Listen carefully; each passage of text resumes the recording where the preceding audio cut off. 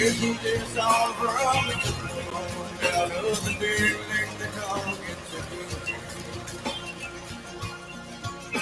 So here they said, your mom, here's up for dead. When the girls and all never got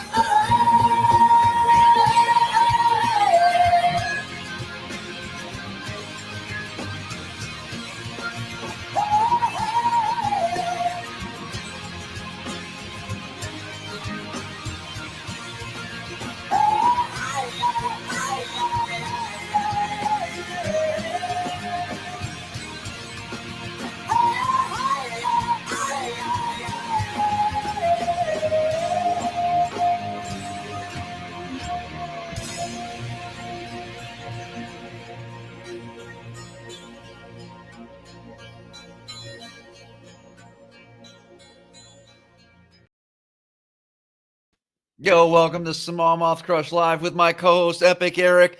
I see a bunch of familiar people already in the comments going crazy. Travis Wise, Tom, Anthony.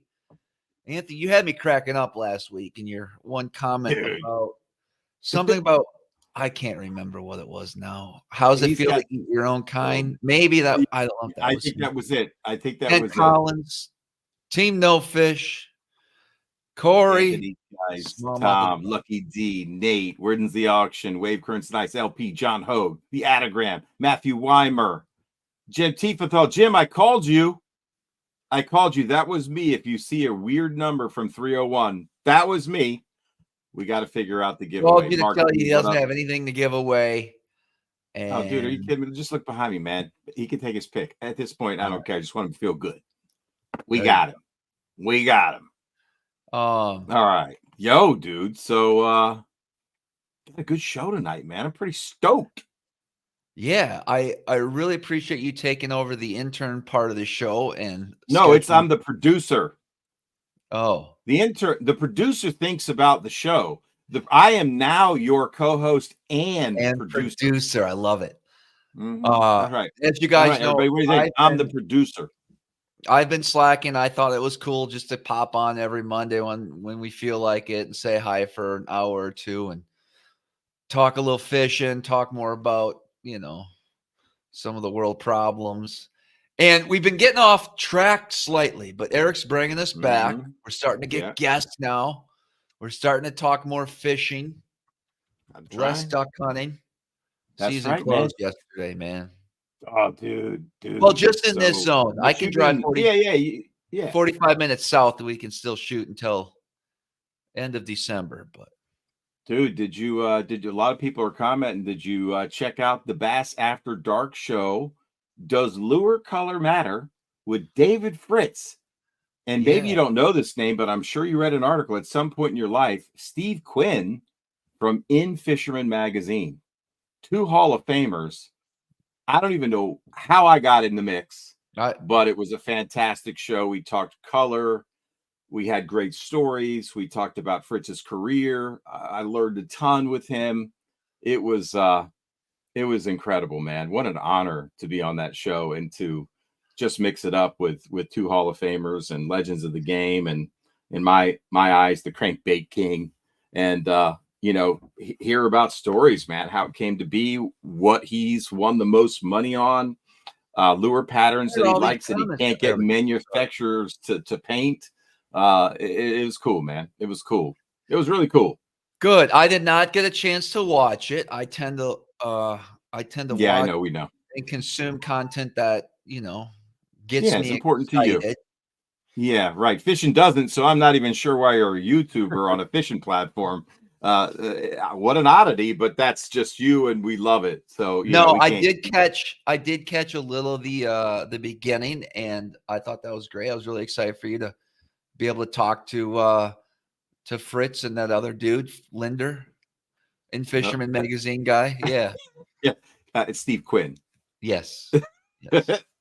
Yeah, great guy, man. I mean, he had 50 years of cranking with Fritz, and who knows how many. The general, don't spoil it for me because I might just go back and watch.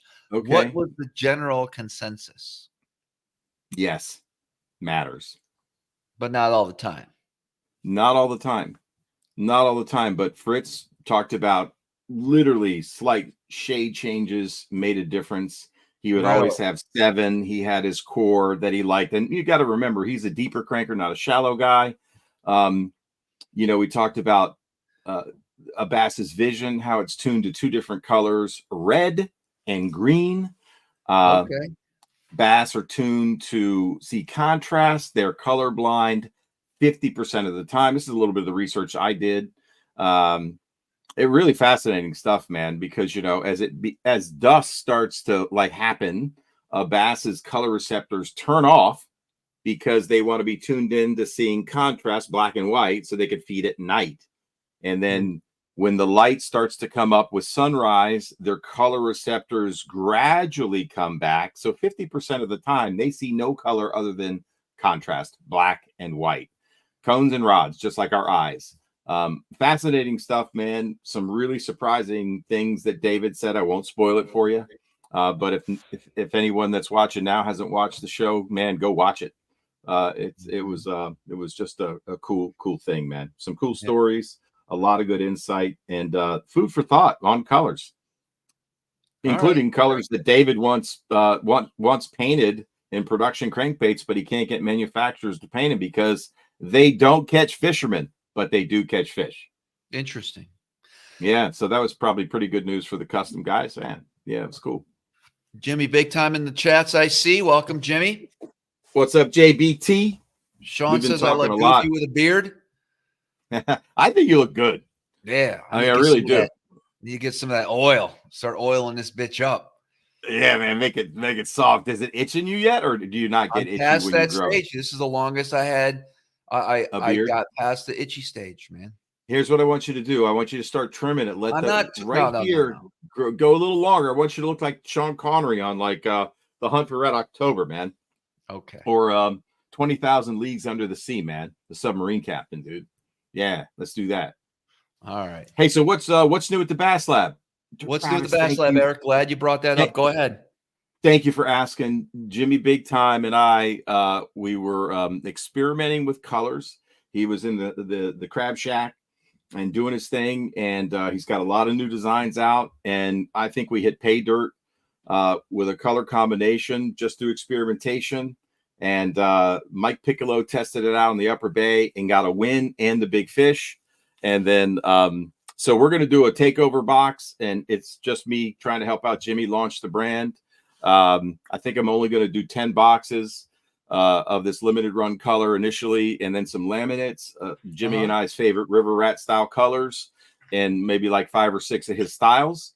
And so if anybody is interested, let me know in the chat. I'm probably planning on only doing 10 boxes, and then once they're gone, but you could deal with Jimmy directly for future orders. So I think you'll be pretty pumped. So that's all that's new here, man. And I'm excited. I'm excited for Jimmy, man. He's a fisherman, and he makes some great colors, and he can talk to you about his baits and the why and the when. And certainly I'm available for that too. So any rigging tips or anything like that, you guys can hit me up for sure. Yeah, man. Love it. So normally we do a giveaway, although I ran a little behind today, so I was not able to get anything right. But we do want to, of course, give a shout out to Monster Bass. They're sponsor of this weekly live show, and of course, monthly box subscription. A wardrobe change. Sorry. Oh, there you go. Okay, you're good like that. I gotta do it proper, man. MonsterBass.com. They also got a lot of great tackle, a lot of gear, and we're gonna definitely get back into it. Is it next week we're going live? Let me look at my calendar. Yeah. Oh, next week is the PHYXTV platform. You guys can look in the description below. That's that special once a month live that we do. And then we're also, so your regular viewers, we are going to be taking off on the 25th, and maybe January 1st. We might come back hard on the 8th of January, but we'll keep you guys updated in the community comments when we get around. Cool. What's the topic for the PHYXTV? Do you have one yet, or you want to talk about it this week? Let's talk about it. As the new producer of the show, I don't want to step on anyone's toes. You know what I mean? That's pretty good. That's very good. You are. That was good. I just want to make sure we're in line with each other's ideas moving forward. You know just what to say, bro. That was. I really appreciate it. Again, we'd be lost without you, Eric, and you know this. But then again, you know, This is food. This is food for my fishing soul, man. So there you go. I'd be All right, let's I'd be bring on tonight's starving without guest. you, dude. Could we in do the that? chat. Let's rock, dude. We want to welcome Mikey Balls. What's up, boys? What's up, man? It's been a while, Mikey. We last I kind of saw you. I think I missed you. Weren't we freezing our balls off on Chickamauga? Oh, yeah. Yeah, dude. That The was coldest bitter. day of the year. Like, not even fun kind of thing. Not even fun. I am not a bitter cold fisherman. Yeah. I can't do it. We still got good shots, though, dude. I mean, we still got good shots. I always see your picture on the front of the Monster Bass emails with some of those fish, dude. I think I saw one the other day, actually, that went out in an email blast. Were you guys catching them on shaky heads or something? Yeah, we were catching them on like A-rigs, dude, and not catching many. It was rough. It was bad, dude. Brutal. But what's the camera guy's name? We should know this. Yes, we should. I can see his face. More media. Sam Moore. Oh, Samuel Moore. Yeah. Samuel Moore. Dude, he could make an ant look good because freaking like the pictures he took and the video he shot was absolutely sick. So and actually the lighting worked out perfect for that shit, dude, because it was all cloudy and nasty. It's just I'm surprised like we didn't come out blurry because the whole freaking time, dude, I was shaking, like, freezing, dude. Dude, he was with us in New York when Monster Bass did the smallmouth video up on the St. Lawrence tributary of the St. Lawrence. I watched that. That was stupid. Sick. And he flew this drone. He had like his like I don't know, like some sci-fi movie, and he's watching it, and he flew it like 70 miles an hour, and he flew it over a wedding that was happening on the banks. I was flipping out, man. Like, dude, it was freaking me a little bit how fast he flies that thing.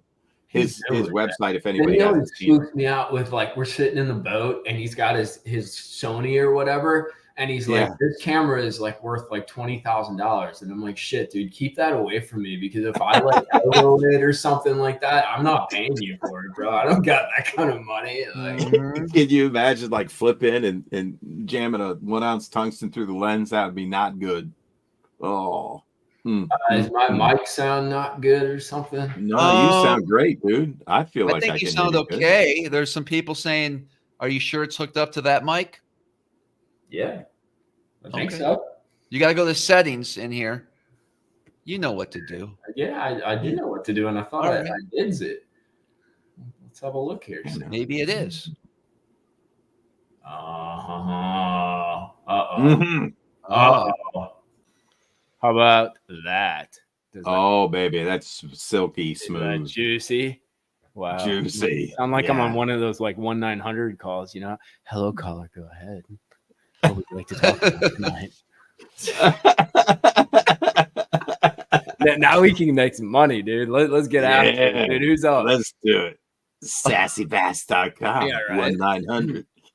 Sexy Bass in the house. Yeah, good catch, waves, currents, and ice, dude. Thanks, guys, for letting me know. You'd think I know some of this shit by now. You know, I've only been doing it since like 2009, right? But that's crazy, man. What was the impetus for you to start your YouTube thing, man? Like, when did the idea pop into your head? Like, why? What's the why behind Mikey Balls? Like, I was always making like fishing logs and like writing them out. And like basically I got sick of writing stuff. Like it's very like millennial, like internet like wise, like it's boring to like read and write, you know, like that's the way we are now. And so I was the same then. And then there was also kind of the aspect like there's a cap, or there's sort of a ceiling of information that you can like verbally capture. And so video is, you know, a picture speaks 1,000 words. That means video speaks like, you know, 1,000 exponentially to the third kind of thing. Sure. And so really the original concept was I wanted a fishing log for myself. So I would shoot the videos, and then I'm super OCD, like organized.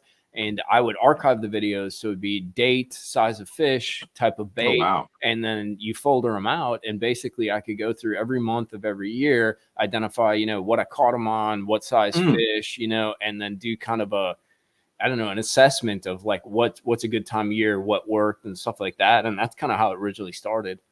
That's amazing. Was that driven by like, I want to reference it just for fun fishing, or I want to reference it so I can go back and win a tournament? Were you tournament fishing at the time? No, I didn't have any money, dude. I was in a John boat. I was at University of Florida, and they had a lake. They had a lake that only the college kids could access this one part of. It was a public lake, but like you could go there and rent like a John boat. They had canoes, they had paddle boats and all that kind of stuff.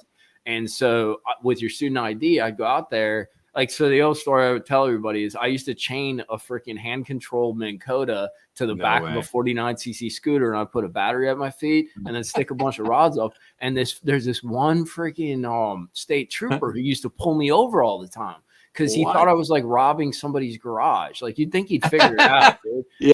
But in any case, I go out there and I'd shoot video because there were giants out there and it was insane, but I didn't have money to fish tournaments or anything. So I just rent a boat, I throw the trolling motor on, and then I just started recording video. And then that kind of grew in. I was actually, Eric, you're probably old enough to remember, but you remember when Google Video was around before they bought YouTube? Yeah, dude. So I put all that stuff up on Google Video. That's crazy. And then when it transitioned to YouTube, I took all that shit and put it up on YouTube.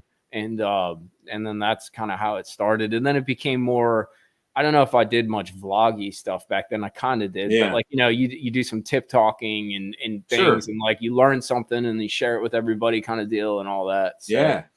Wow. What was your biggest in that student only section of that Florida lake? Yeah. So this is what is also lame. I didn't even have a scale, dude. I had nothing. I had no money, but I think I caught a couple that were 10. The lake that I was on, it was one of those places, and we all have fisheries like this near us where you go out and you might get like 3 bites, 4 bites for the day and only catch like 2, but like you always have a shot at catching 1 over 8. But like it was a grind. You'd spend 8 hours, dude, not catch dick, and then you get that 1 bite, and friggin' it was.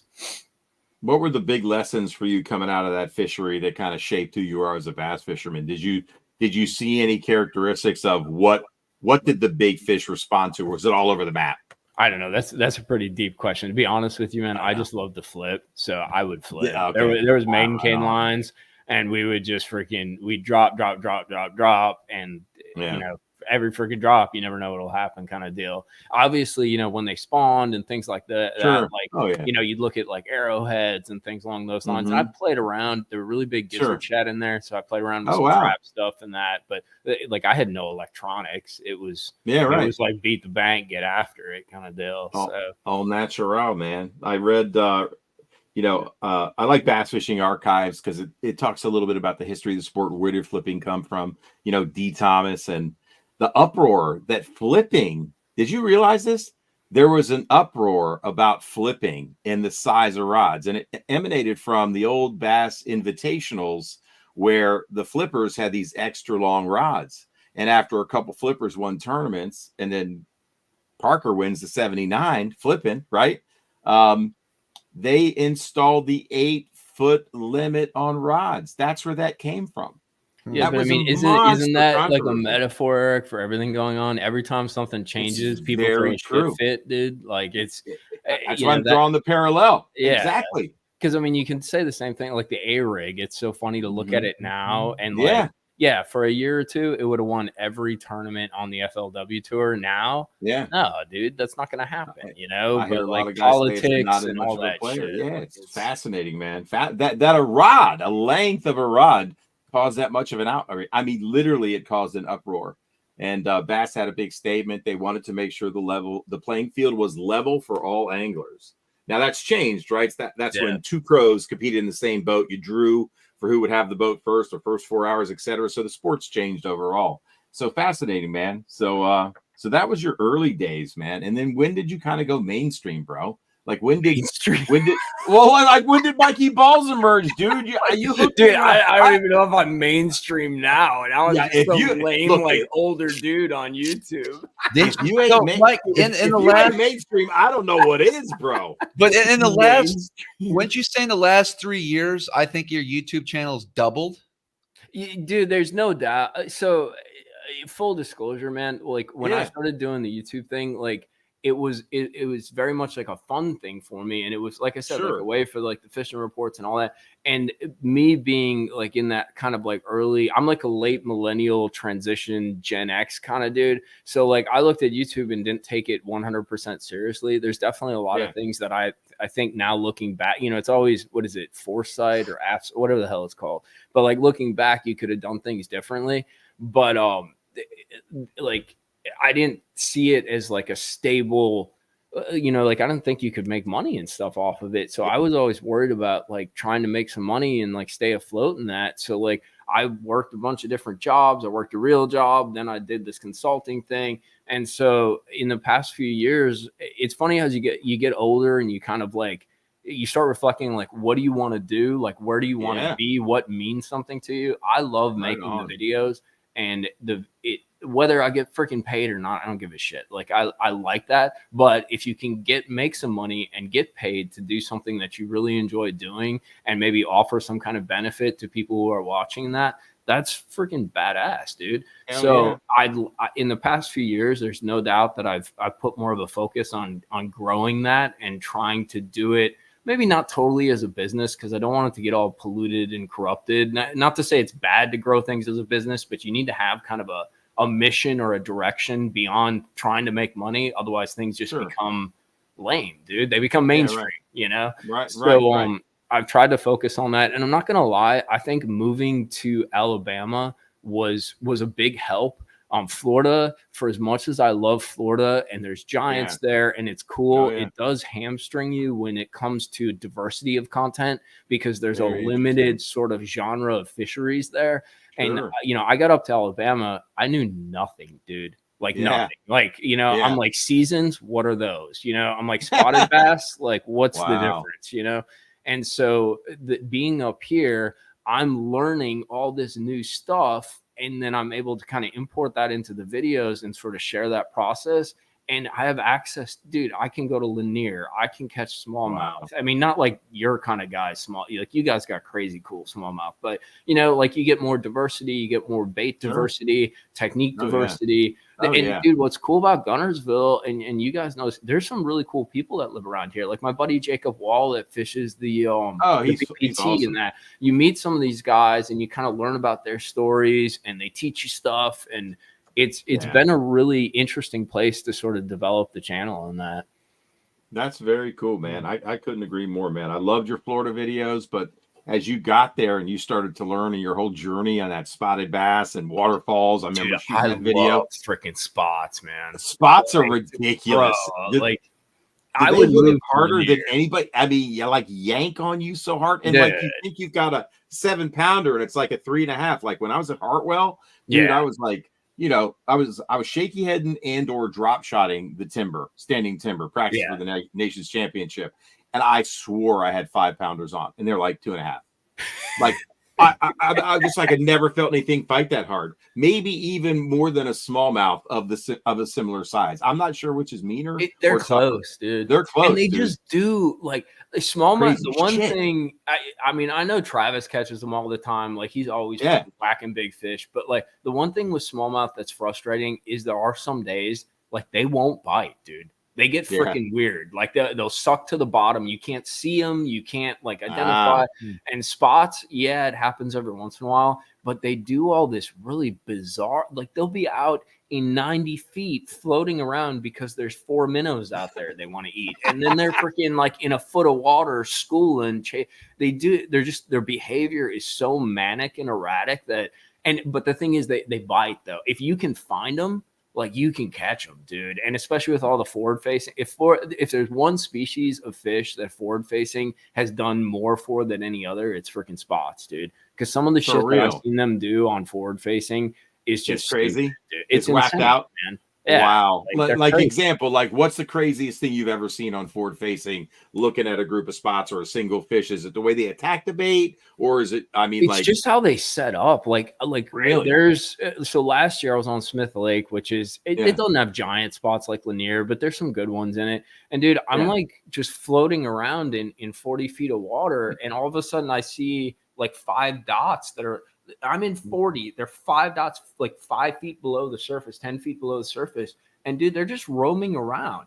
And so for an hour, I just chased them around. And whenever I could get an angle on them, I could pitch a drop shot and pendulum, like tight line a drop shot to them. Yeah. And I could catch 2 or 3. Like you'd catch one, you'd bring them to the boat. The faster you could get them off, the better you were. You could make another drop, freaking get them. And then they're like, bro, we're out, you know? And then you had to go refine them. They'd roam around in this 100-yard square. But it just, did you catch them all? What's it? No, I don't think there were tons of them, dude. Oh, but yeah, that's okay, gotcha. They kind of stayed grouped enough so you could keep it going. But they do some bizarre. Dude, I've caught them off. Here's a crazy one. Last year when I was on Lanier, I caught them off beds, freaking in like 13 to 15. Holy foot, shit! Dude. Sight fishing them on forward facing. That's crazy, dude. It was not. At first, I thought they were just hanging around, and then you'd see 2 dots or 3 dots. And they'd just stay in a place and they would just circle around. And I'm like, dude, them fish are on bed because it's gin clear out there. I'm like, those fish are on beds, dude. And so that's like you'd start like throwing a Ned there and just shaking it in place and they'd go down on it just like a bed fish. It was freaking nuts, dude. Dude, what is, I don't even know this answer. What is like the Georgia record at Lake Lanier for spotted bass? Where's the biggest spot on the East Coast?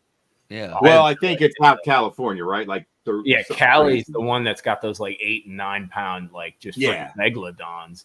I have no idea, but I'd really like to catch it. Like that's fun. What's a spotted bass? Like if you what would be like? That's a decent fish for where you're fishing. It all depends. So like I was on Gunnersville the other day, and Gunnersville right now has like a really good population of spots. I guess I was talking. You guys are buddies with Ryan, so Salzman told me that like back in the day before I got here, maybe 10, 15 years ago, there was a lot of like 4 to 5 pound spots, and then they kind of disappeared.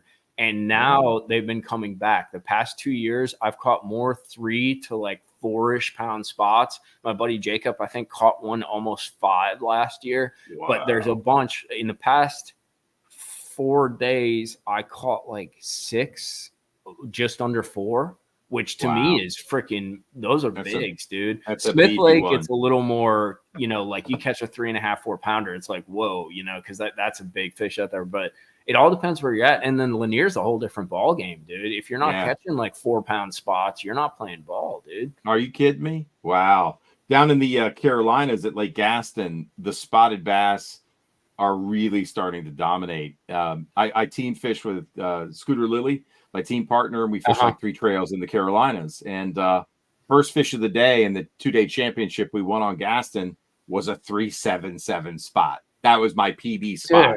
And he ate a Super Spook Junior, you know, off of a long tapering point, dude, and literally just cracked it. Like I was shocked it was 377. It looked like 777.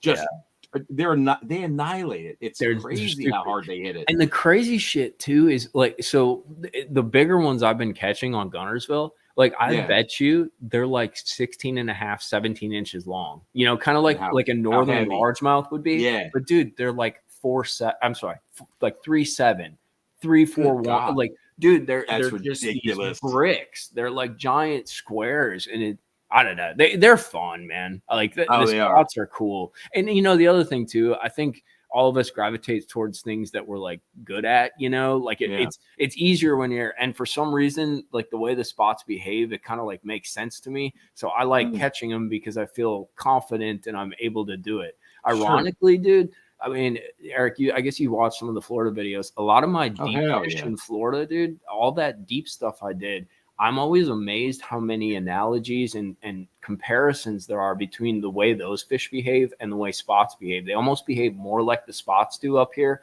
than the largemouth actually do, with the way that they suspend, the way that they move around and group up in like these small pods and roam around. So it was cool to get up here and kind of see like a bass is a bass is a bass in a way, you know? Yeah, very cool. What's your favorite way to catch a bass?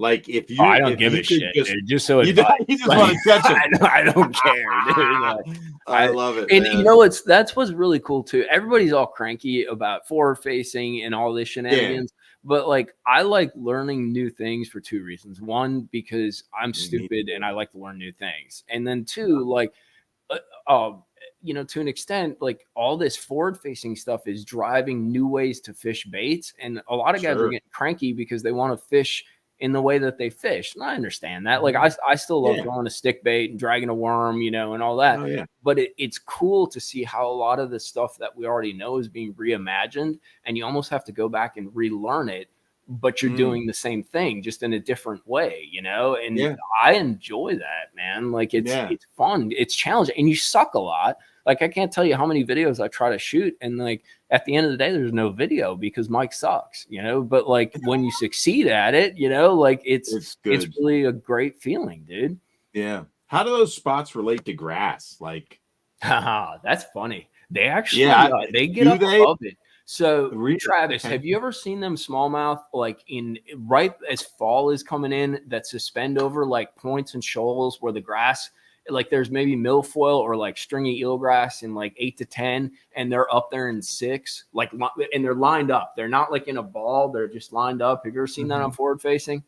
No, not our smallmouth, but so I saw it in Wisconsin, I guess. I went up to Wisconsin to Minocqua area, which is like northern Wisconsin, and there's a lot of grass in those super clear lakes. And dude, for the first day and a half, I was deathly sick, but for the first day and a half, I fished like 20 foot or deeper, looking for suspended fish. If there was a fish, you know, everything out deep. And dude, I didn't catch shit. Like I caught like a 4-pounder, and like it was just a grind. So I started looking shallower, and I ended up finding all these smallmouth that would suspend over grass in like mid depths. Like I said, 8 to 10, 5 to 12, you know, there'd be grass that would come up 2 foot, and then those jerkers were lined up. And that's the way that I've seen spots. If there's grass, like they get above that grass line, they're really easy to identify and forward facing, and they need to be set up right, granted. But they set up a lot like those smallmouth that I found up there. So when they get set up like that, that's in the fall, you said?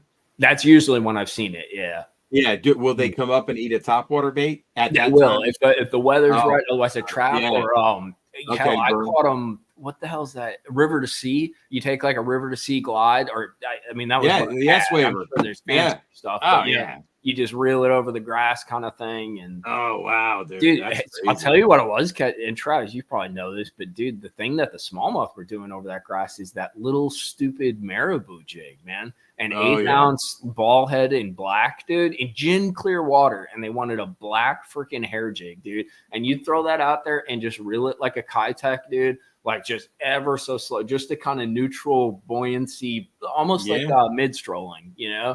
And you just kind of just mid stroll that thing, just put slight 10. And bro, isn't that crazy, dude? What do they think that is, Travis? What do they think that is? I don't know. Has anybody ever like tried to ID what is black that swims like that in their water column? There's no black minnow, dude. It works for spots and smallmouth like crazy. Like the spots, I came down from Wisconsin and went straight to Smith and threw the exact same thing, and I caught the shit out of them, dude. Isn't that awesome? It's something with like those kind of fish, because I think spots and smallmouth are very close in a lot of ways. Obviously, they differ in a lot of ways, but they're that aggressiveness and stuff, I think, is comparable. So it's got to be something. Yeah, like that. Everybody's saying leech, but I mean a leech. Okay, yeah, but the spots aren't eating a leech, dude. I don't know. I know, man. It's weird, man. It just, but who cares? They eat it, so right. It's effective. Use it, throw it, right on. I mean, it's the same thing with pink. Like why the hell do they like pink so much, dude? And I caught more largemouth on pink this year than friggin' anything else. So I'm so glad you mentioned that, because that is the perfect segue. This was not set up, everybody, to bestow upon our guest tonight. His very own. Think pink. Hell yeah, dude. Think pink, babe. Think pink. That's a Timber Tiger. Goes a DC2. It's got a wide wobble, single BB. You could crank that. This is like the 4-wheel drive crankbait. You can crank through wood. Great for a little grass fishing too, man. I can't wait to see if you can just catch one on it. Dude, that's sweet. When the water dirty's up, I'm gonna smash it. Is that old school design? That's the old school Timber Tiger. Absolutely, man. Dude, I know that super thin wall. I know, right? That's super crazy. thin wall.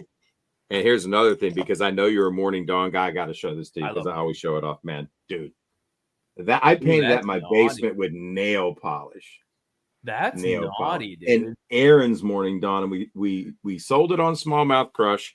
I took all the profits and doubled it and donated $1,000 to the Aaron Martin's Family Foundation Fund. That was super generous. That little bait. Yeah, man, that was cool. Everybody at Smallmouth Crush super responded. One more thing to show you, because I'm proud of this, man. I'm a jig tire too, dude. I figured it out. Morning Dawn swim jig. So first I've ever seen is, have you caught him on it? You know what? I just tied it because I saw the skirt material in like on eBay. Yeah. I bought it. This is, I'll tell everybody because you can't get it anymore. It's out of production. It was from Norris, you know, the JDM. Yeah, of course. Manufacturer Norris, right? Yeah, so I used to have the little critter bait, that one that like I used to bed fish with it, dude. Yeah. I used the same paint to paint my head, and then I used the Norris purple, and then I mixed in some other materials that I have in stock and made a Morning Dawn. So I plan to throw it. People are bugging me to make it. I have caught them. Curious so obviously, like pink plastics, clothing, whatever. Pink crankbaits. I've actually caught them on pink crankbaits too. Yep. Like a pink trap, even I've thrown. And caught them. Pink swim baits are great. Freaking even the pink, like a marabou head, like we were talking about, not in black but in pink. I've never caught them on your traditional like skirted jig though in pink. Yeah. I've never set one up. Even a pink spinner bait too, dude. Caught them on pink buzz baits. No pink spinner baits, because then the pink buzz baits they crack. Definitely, that's an absolute. I was inspired to throw pink because to me, a pink trick worm on my rivers. Yeah. There's that like certain green watercolor. When it gets that green, pink trick worm. Oh man, my God, are you kidding me? I mean, just with a little swivel in front, 8 to 10 inches. So then you get the line twist, man, put a little kink in the worm. I actually turn it upside down. Gives it a little more keel, a little better action. Pretty cool tip if anybody throws a trick worm during the post spawn. Yeah, man, try it. Flip it upside down and see what happens. It's very cool. Huh. Very cool. I think. Listen, guys, I'm still here. I know Jim's saying Travis is working so hard tonight. I'm sorry, we're just. Is that beard inhibiting your brain, bro? Dude, you knew I was going to geek out with him, man. No, you know what he's doing? Is like he's a doing the generator. bearded guy thing. Like he's got the beard, so he doesn't need to say anything. He just kind of sits there, and he's like, and dude, he looks wise. He looks smart. He doesn't even need to say it, dude. Right. No, I got ideas going through my head right now. What are the ideas? What are the ideas? Let's go. We need to make some videos throwing more pink baits. Yes. To try to see if there's a time and place, or if it's just. I love it. I'm confused. I'm not confused, but I read, and I don't know if I believe this because I can't cite the source, but I read somewhere that pink actually looks more gray to the fish, and I don't know if white. That's true. Gray. No, very true. Very true. Very true. But it's bright. Yeah. The thing that people miss about, so like based on my study for the Bass After Dark show with the title, Does Lure Color Matter? I tried to dive in deep and find like reliable science and published articles, not just opinion. We all have stories of when color did matter, and we all have stories when color didn't mean shit, right? But based on this is a super bright color to them, and maybe it's just like throwing white. We don't know, but all we know is, does a pink trick worm outfish a white trick worm? Outfish a methylate trick worm? The only way to tell, right, is how do you compare that? How would you set up an experiment? Well, you could. In nature, there's no way to compare. Well, wait a minute. I propose to you, dude, this very thing. Take me on the front of your boat. Let's get two similar, pick the bait. No, it doesn't what are you talking about? Way. We drop at the same time and see which one they eat. Yeah, like I'm all about the eating thing, dude. Like keep the experiment simple. Like, what shit do they chew? Like, they chewed that, he didn't chew that. Like, right. I don't know, man. I mean, what part of it though is, I think so. There's a lot of, obviously, there's a million colors of plastics, right? And some of them don't catch dick. Like, it depends on the body of water or whatever. But I think like the ones that actually do, it like pink falls in that category. And then on top of that, what I noticed on Gunnersville, obviously you guys have fished down there, like the pressure is insane. I've never seen a lake like I think Chick is that bad, but I've never seen a lake where the boat ramp is full every day. There's a tournament every evening, every day. Gunnersville. Yeah. So like when you have a color that works for some random reason, we don't know why the hell it does, but it's also different. I think it's kind of a big play, dude. Like I agree. And the other thing too, personally, I'm throwing this pink a lot of times in more, I guess, suspended fish situations because I'm comfortable with that. I catch spots like that, but then I'm catching largemouth, and I wonder if it has something to do with almost more so the bait that's involved, because I'm almost catching the largemouth in the same sort of like water columns and types of areas as I would catch spots if I'm on Smith Lake, but they're largemouth.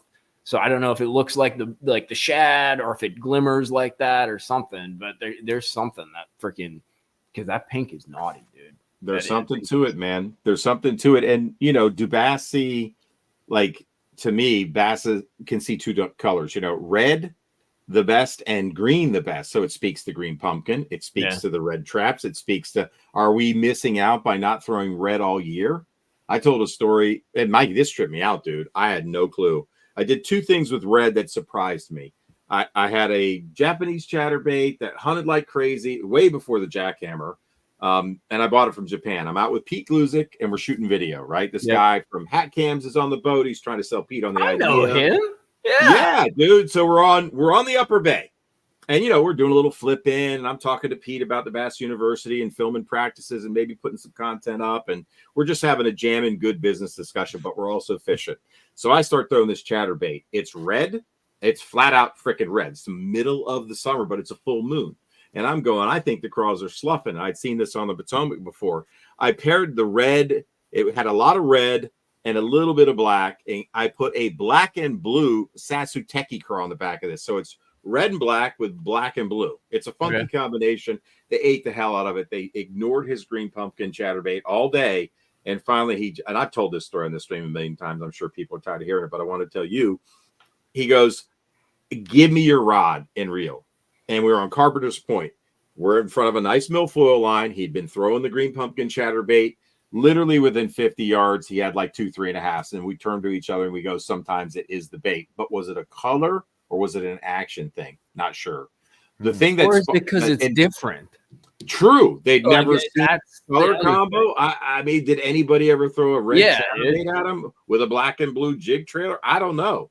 But it got me thinking. And then the other thing that got me thinking, because I always have been trained, like most bass fishermen, red in the spring. Yeah. Red in the spring. Pre-spawn, red in the spring.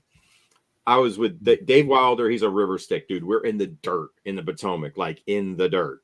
And we're going through a nice grass bed. We're going through some sand lanes. We're trying to get to the back of a creek because that's where these fish had pushed in. The salt block came way up. I'm seeing bass like swim by us. We're practicing for a Saturday tournament. It's a Friday.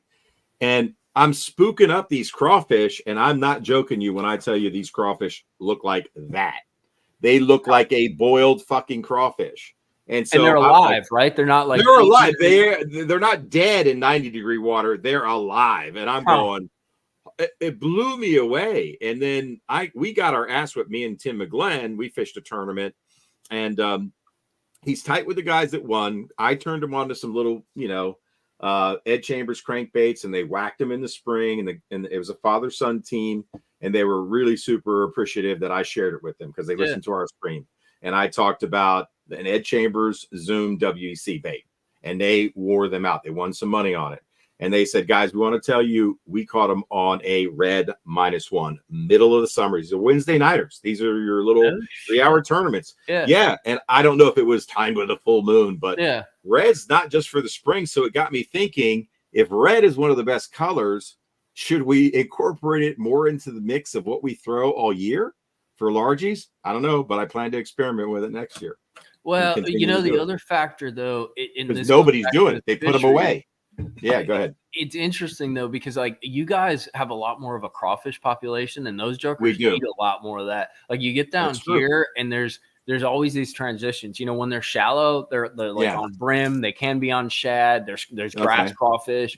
Like so, it kind of varies. But you guys, like I noticed when the few times I've been back to Wisconsin since I grew up there, I didn't know how dominant knowing what that crawfish color was, how much it mattered. If they're molting and they're white, like you're not going to catch dick on your dark baits, dude. Like you can throw it all day long and they're not going to eat it. So there's that theory of match the hatch and the theory of the shot color, like shot color match the hatch, right? Yeah, dude. The other thing that I'm wondering though too, man, is so you guys with forward facing sonar, like you've seen it too, like the number of fish that follow our baits, like you'd never know are down there, blows my mind, dude. And I've been seeing it on Gunnersville. I'm catching all these suspended fish, and I'm not, dude. I'm like 1 for like 40. You know, like friggin', I'll see 40 down there, and I catch one, and like 30 follow, dude. And I'm like, oh, are you kidding me? For real, dude? It's nuts. Like there'll be just balls of fish. And the one thing I'm wondering too is if in some situations, you know, finding that trigger point. And I think that's what some of these young guys are really good about. I was reading, you know, Jay Kumar's like Bass Blaster. Yeah, I love it. I read it every time it comes out. A month ago or something, I think he was interviewing some of the older pros, and they were talking about being cranky, or not even being cranky, but like they're like these young guys, like they see a group of fish and they cast at it, and then if the fish don't respond, they freaking switch baits. And then they keep switching bait until they find something that works. The old guys will see a group of fish and they're like, I have 5 things that I throw to fish that are set up like that. I'm going to throw my 5 things and I'm going to GTFO. And I wonder if there's some component there when it comes to color. Obviously, you know, there's all these factors that we look at when you see that on a I agree. Now, like retrieval speed. Where are you retrieving the bait? Up high above them? You know, are you vertical? Depth, speed, cadence? Are you horizontal? You know, like all that stuff. But, you know, color is just another – I'm not a big color guy, full disclosure, but it's another factor that you can put in when you're going through that process. But you can also get hamstrung too, dude, and then you sit on a group of fish you can't catch for 8 hours and you come back zeroed, you know? So it's – What do you make of, like, the crazy Japanese baits and their effect? Is it that the Japanese anglers are used to catching pressured fish because of where they came from, the whole finesse style, the lighter line – the crazy designs, like there's so much. I think that has a lot to do with it. And they've been catching suspended fish much longer than we have. Because I've noticed in the past few years, I see less and less fish on the bottom. And I think that 100% has to do with pressure. Obviously, there's times during the summer and the spring when they glue up to the bottom in that. But when those jokers are roaming, like on Gunnersville, dude, I can't tell you, like I caught them in the summer. But in the past month, I can't tell you the last time I caught a fish on the bottom. Now, granted, maybe I'm not looking for those fish, but like their presentations are geared to that mid column or like above the bottom kind of deal. And so, you know, that's why I think they work so well. The other thing I'm yapping a lot, but the one experience I had that was kind of cool. So I was out on Gunnersville, and like I said, there's these crazy winter ledge fish. They're basically like schools out there. They're not on the bottom lined up, but they're maybe 2 or 3 foot off the bottom. And a lot of them are right where the river is, like the main river. There's a dip, right? They're behind it, and they're just kind of hanging out off that river ledge. And so I'm thinking, all right, dude, I need to throw over that river ledge and reel my Kitech or whatever and keep it like 2 or 3 feet above the bottom, A-rig, and just kind of get it above their heads, kiss their head, and then they just come up and crank it. So I caught some doing that. And then this is where like our own perspectives become our own bias and screw us up. So I'm like focusing on that, trying to pull it apart. I called my buddy who's a guide, and I'm like, bro, you got to see this on forward facing. This is stupid shit. There's like literally 100 fish right here. Come on out and like check this out. You're always doing stuff for me. Let me show you something. He comes out, and dude, he starts casting. He's like, oh, you got to be above him. And I'm like, well, I was kind of doing that. He's like, no, watch this. The dude picks up a Kitech, dude. We're in like 25 to 30 feet of water. He throws the bait out there. I shit you not. He kept that bait 10 foot to 12 foot above these fish. Yeah, dude, he's reeling. They're in largemouth. There's spots mixed in, but they're bolting up to eat his deal, dude. Get the hell out. Dude, it was the craziest thing. Now, granted, he was reeling very slow and doing kind of like, not mid-strolling, but sort of keeping that bait as slow and stalled in the water column as possible without letting it fall. But dude, he was 10 foot above these fish. And dude, that's amazing. Like 4s and 5s where I was catching like 2.5, 3 pounders, dude. And so I mean, stop the presses. That's so crazy. Dude, it was bizarre. Depth and speed. If you keep repeating that to yourself, depth and speed and cadence. Yeah, it was really eye-opening to watch. And then I went and implemented it and it worked for me too. So like it's interesting like how they react to these different it just adds so many more factors. And that's when I hear people talking about forward-facing sonar, yes, it's a tool. Yes, you see all this stuff. But dude, if you're not playing around and experimenting, just like you would going down the bank to fish, you're not going to catch them, bro. I don't care how many you see. Like that's a fair point. It's the same game in a different way, dude. That's a fair point, man. That's a fair point. I like it. You're bringing a new perspective to the conversation because you're giving us a real world example of things you've done and conversations you've had. And actually, I have the active target video. Dude, I got it recorded. Like I got holy. Dude, it was stupid. I'm gonna put it in a video. I just couldn't believe how far those fish were willing to come. You know, me either. That blows me away a little bit. It was stupid. Travis, to watch, have you ever had an experience like that, seeing suspended fish, smallies, and where you had to adjust the depth, or was it more? And that's the thing. I've done it before. The way these fish look to me, based upon my personal experience, I figured 2 to 3 feet above their heads was like the juice. And granted, I caught like 18 to 19 pounds before he even got there, and it was working. Yeah. But he caught a 5.5. He had another 4. He basically caught some fish that I couldn't trigger. So there was definitely something about the way he was presenting it that was like, it was getting them to go, dude. And they were definitely not as active. That was the other bizarre thing. Like, these are fish that have been worked through. I'd beat them up with an A-rig. That's what I'm saying. Yeah. Yeah. And then once I brought him out there and he did that, like, that's how he triggered those last stragglers. So it was interesting that would be the cleanup technique, drawing them, making them move 10 feet up in the water column to come get the bait, you know? That's amazing, man. That's just experience and time on the water, right? That's crazy. Fascinating stuff, man. So I'm curious, you mentioned earlier about Guntersville and how that's become just a lot of pressure. Boat ramps are full, tournaments all the time. How do you approach that now compared to a few years ago? But I mean, even a few years ago, it was still a lot. It's always been a zoo out there. So I just throw pink, dude.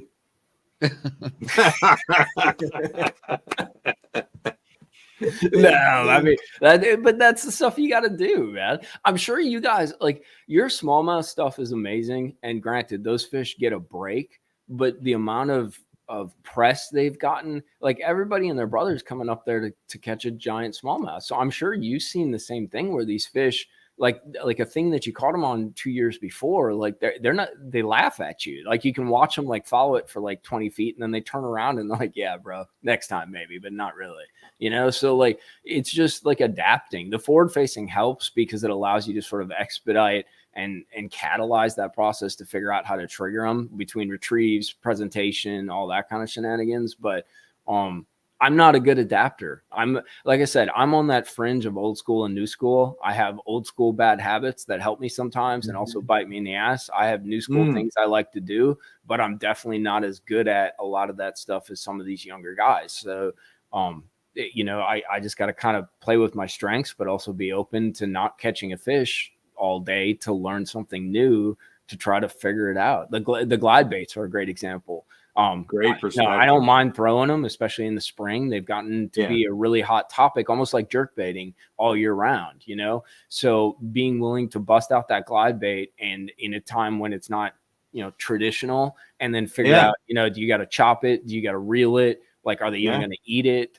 So just being open to a larger library of baits. Having the boat space to store all that shit. And then also being confident in it. Cause I'm of the personal belief, dude, like your brain puts more fish on the end of your rod than you fishing. If you believe in what you're doing and you really want it to work, like, oftentimes you're better than the next guy who might have an $80,000 boat, you know, all Shimano reels and like knows what he's doing, but because you're confident enough to really drive that pattern, to chase that, and you believe in what you're doing, like, you execute better. Yeah, he's doing it half-hearted. You're going all in on it, believing it.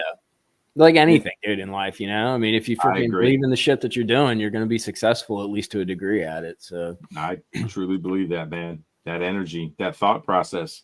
has an impact on fishing, business, personal relationships, and everything in between, man. 100%. Nah, the energy you throw is what you get back. But the simple answer though, is like adaptability, and I think we're all doing that. You know, I'm sure you guys are fishing a lot more 6-pound than 8-pound like you used to. You know, and just stuff like that, like trying to make little tweaks to present. And then this whole suspended thing. I don't know how much you're seeing it with the smallmouth, but there are more suspended fish now. Whether it's chicken or the egg, whether the suspended fish were there before and now we're just seeing them, or whether there's more suspended fish because of the pressure, I don't know. But in my eyes, in the past 2 to 3 years, which I guess is since I've had active target, there's more fish on the bottom. Or maybe the fish that I was catching, I'm sorry, more fish suspended, but maybe even the fish that I was catching, dragging and stuff before active, maybe these jokers were suspended and they were coming down to it. I don't freaking know, dude. But now that I see them, they're up. That's interesting. Fascinating stuff, man. Let me take you back to Florida. Your favorite time to fish Florida? Oh, I had that shit dialed in, dude. Did you really? Yeah, that was on those deeper lakes. So on the natural lakes. So all the tourists, and we love the tourists because they come down, they have a good time, and you know, like you bring tourist dollars, and you meet cool people too. That's the one cool thing about Florida. If you ever want to have a great fishing trip and also meet all kinds of cool people, go to Florida between like the end of December and January. Like every YouTuber, every pro, everybody who wants to catch a bass is somewhere around like Miami to freaking Harris Chain, dude. They're there, really, you know. All right, dude. I ran into Tactical Bassin on a dirt road in BFE, dude. Like it's way, dude. At the jungle, Headwaters, dude. Actually at Headwaters, yeah. But I've run into people down at Jurassic Park a bunch, dude. Like oh shit, dude. That's a serious ass dirt road. Yeah, and there they are. Like cover your boat. But so Florida though, it was really, I always enjoyed, and it seems like the seasons have gotten a little later. Maybe I'm crazy global warming weirdo, but like it definitely seems like things have gotten a little later. For me, when I was down there, I always fish on holidays, dude. They were my favorite because I'm not big, dude. Family stuff, a little personal, like. Dude, whenever you go to a freaking holiday with family, like people drink too much and they get in fights and it's fucking obnoxious and I hate it. So I don't like going. So I would go fishing. So freaking, there's no one on the lake. It's empty except for the duck hunters, which do not like me. So no offense to any duck hunters, but you boys like a little close to me sometimes. And I know what you're trying to do, but it ain't very nice. So, but I would go out Thanksgiving Day, dude. And it was usually like the first window of fronts. And that would push those fish into the mats and get them on that first pre-spawn kind of mode. And what a lot of people don't know about Florida is we get a ton of weight from Kissimmee Chain down. Those fish start spawning sometime in like September, dude. Holy shit. Yeah, dude. I've seen them spawning on Okeechobee on the south end in like late August, early September. Like that's the earliest. Not waves of craziness, but there'll be like 10, 15 fish on a bed. And so you can target these kind of like pre-spawn fish. And dude, Thanksgiving was always like a perfect window. It seemed to always be that transition into, hey, we're going from fall, from summer to, oh yeah, we got to spawn, bro. And in Florida, it's literally like they're either spawning or they're not. So there really isn't like a pre-spawn. They're like up and doing got it. They hit the bank hard. That was a lot of fun. And then on some of those deeper lakes, I was really fortunate. I shoot a lot of stuff for JT Kenny, and he's always been a good buddy. So I help with his video production and all that kind of stuff. He's got a new show coming out, by the way, Selfless Plug. Oh, really? Yeah, JT Kenny's Florida Bass. So I'm editing that. But I know him, and we did a couple trips to Alabama during ledge season. So I got to see kind of how these guys were targeting ledge fish. And I'm like, bro, we got some deep, clear lakes like that. And I started doing some of that down in Florida. And there's a window when these fish do a pre-spawn thing and they school. Basically, just like TVA fish, dude. You'll see a line of fish on the bottom that's 100 yards long. That's 200, 300 fish, dude. Holy hell. Oh, dude, it's insane. Is that when you caught that? The one video that just is etched in my memory, I think you were deep cranking. Oh, the 49 pounds. Yeah. That was a little after that. So I found these schools and caught a lot of bigs, caught a lot of like 30-pound stringers. but it kind of got out of the box and people started beating it up, which is whatever, it happens. And what ended up happening is these fish started to get into slightly smaller groups, almost like what we described as like wolf packs, 4 or 5 of them.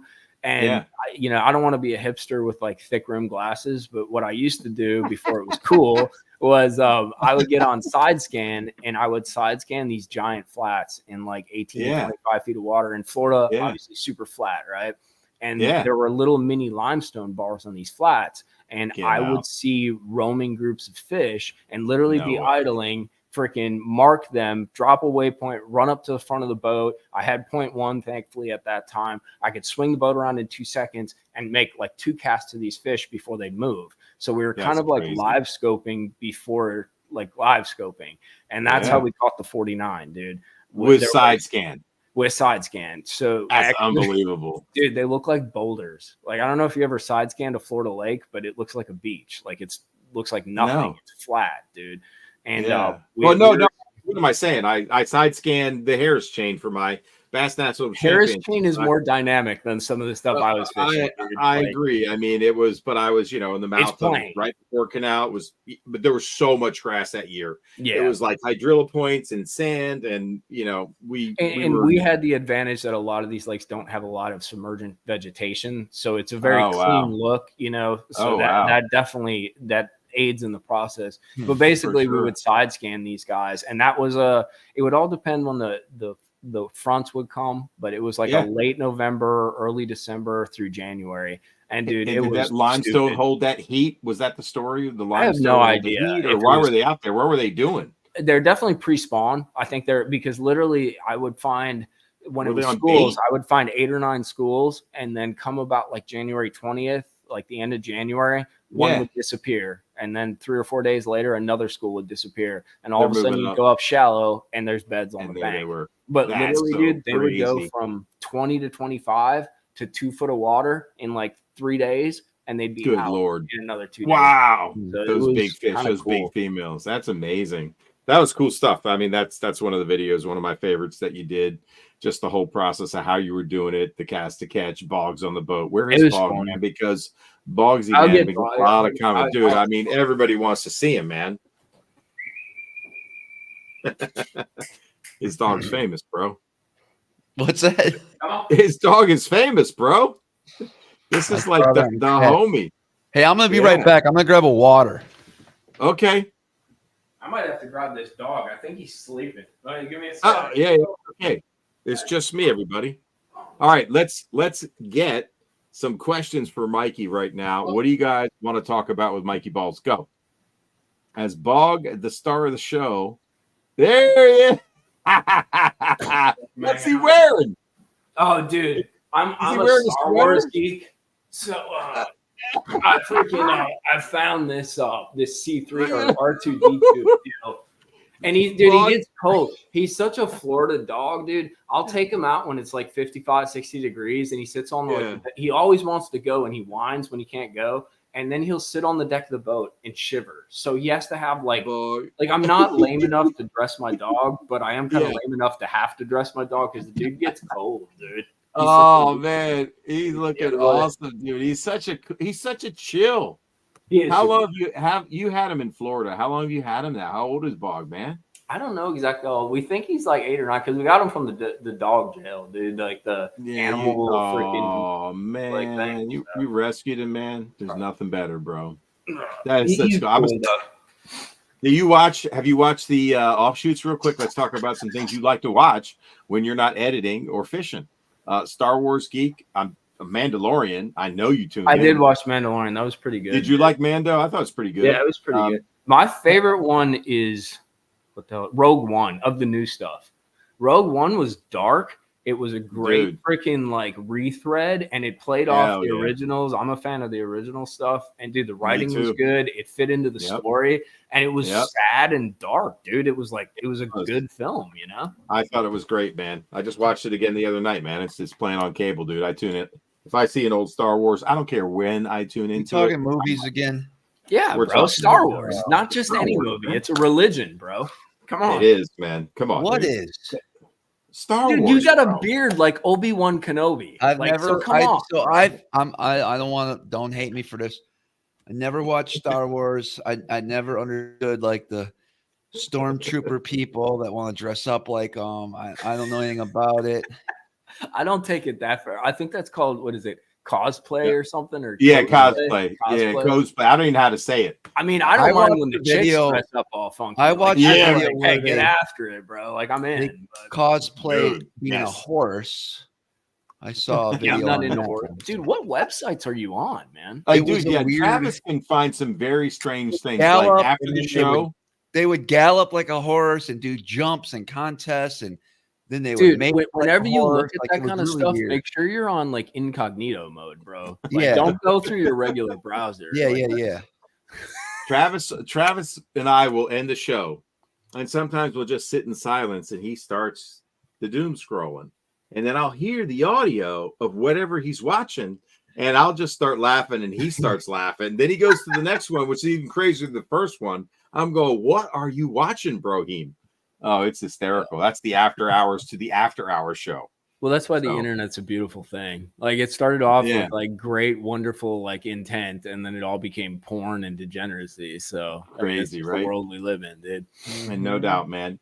So, hey, you fished the Potomac before, right? No, I've never been over by you. Never been. Oh, no. Oh my God, really? And I'd be scared to go over there, dude. Title stuff like scares me because you guys got to make split-second decisions, adjust, and I'm not an adjuster. I'm a needle and thread guy. I like to pick little things apart and like try to. That's why I'm a terrible tournament guy, dude. I like reflecting and like I should probably grow a beard because I might be better at it then because I can just like do something. I'm just giving you shit, Travis. I like the beard, dude, but I gotta play dude. off. He looks really good. He does.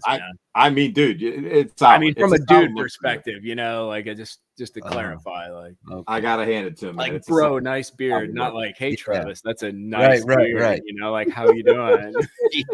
Well, thank you. Thank you. I appreciate it. So, Mikey, everybody's been asking. I know, they know you as a YouTuber. So you had a consulting background. Tell us about professionally what you did. Are you now full time or do you have a job? What industries do like? No, okay, so you're editing for JT clearly, but yeah, I mean, I've always been so I'm a hedging. Are you a tech guy? I'm paranoid as hell. I always think you're going to get fired from something and then you're going to end up in the poorhouse. So like I work all the time and I try to hedge and do different things. And that's probably one of the reasons that I wasn't very successful at YouTube is because I didn't focus on it and take the risk, like it's not just wah. It's, making choices and taking risks and shit. It's like anything else. But I do a variety of things, both what's the fancy word? Endemic and non-endemic, I think. Yes. Yes, it is. Yes. So basically I just try to do that. And I've been really fortunate and fortunate being a word that I worked my ass off, and I've also been fortunate to run into some of the right people where I'm in a halfway comfortable place. I don't make a ton of money, but I'm not eating rice and beans anymore. And it's been cool because I've been able to kind of grow that aspect. And that gives me the reality is it takes money to make money. And I don't care who you are. You either have ideas, which are capital in their own sense, or you have money and you use that to grow things and develop things.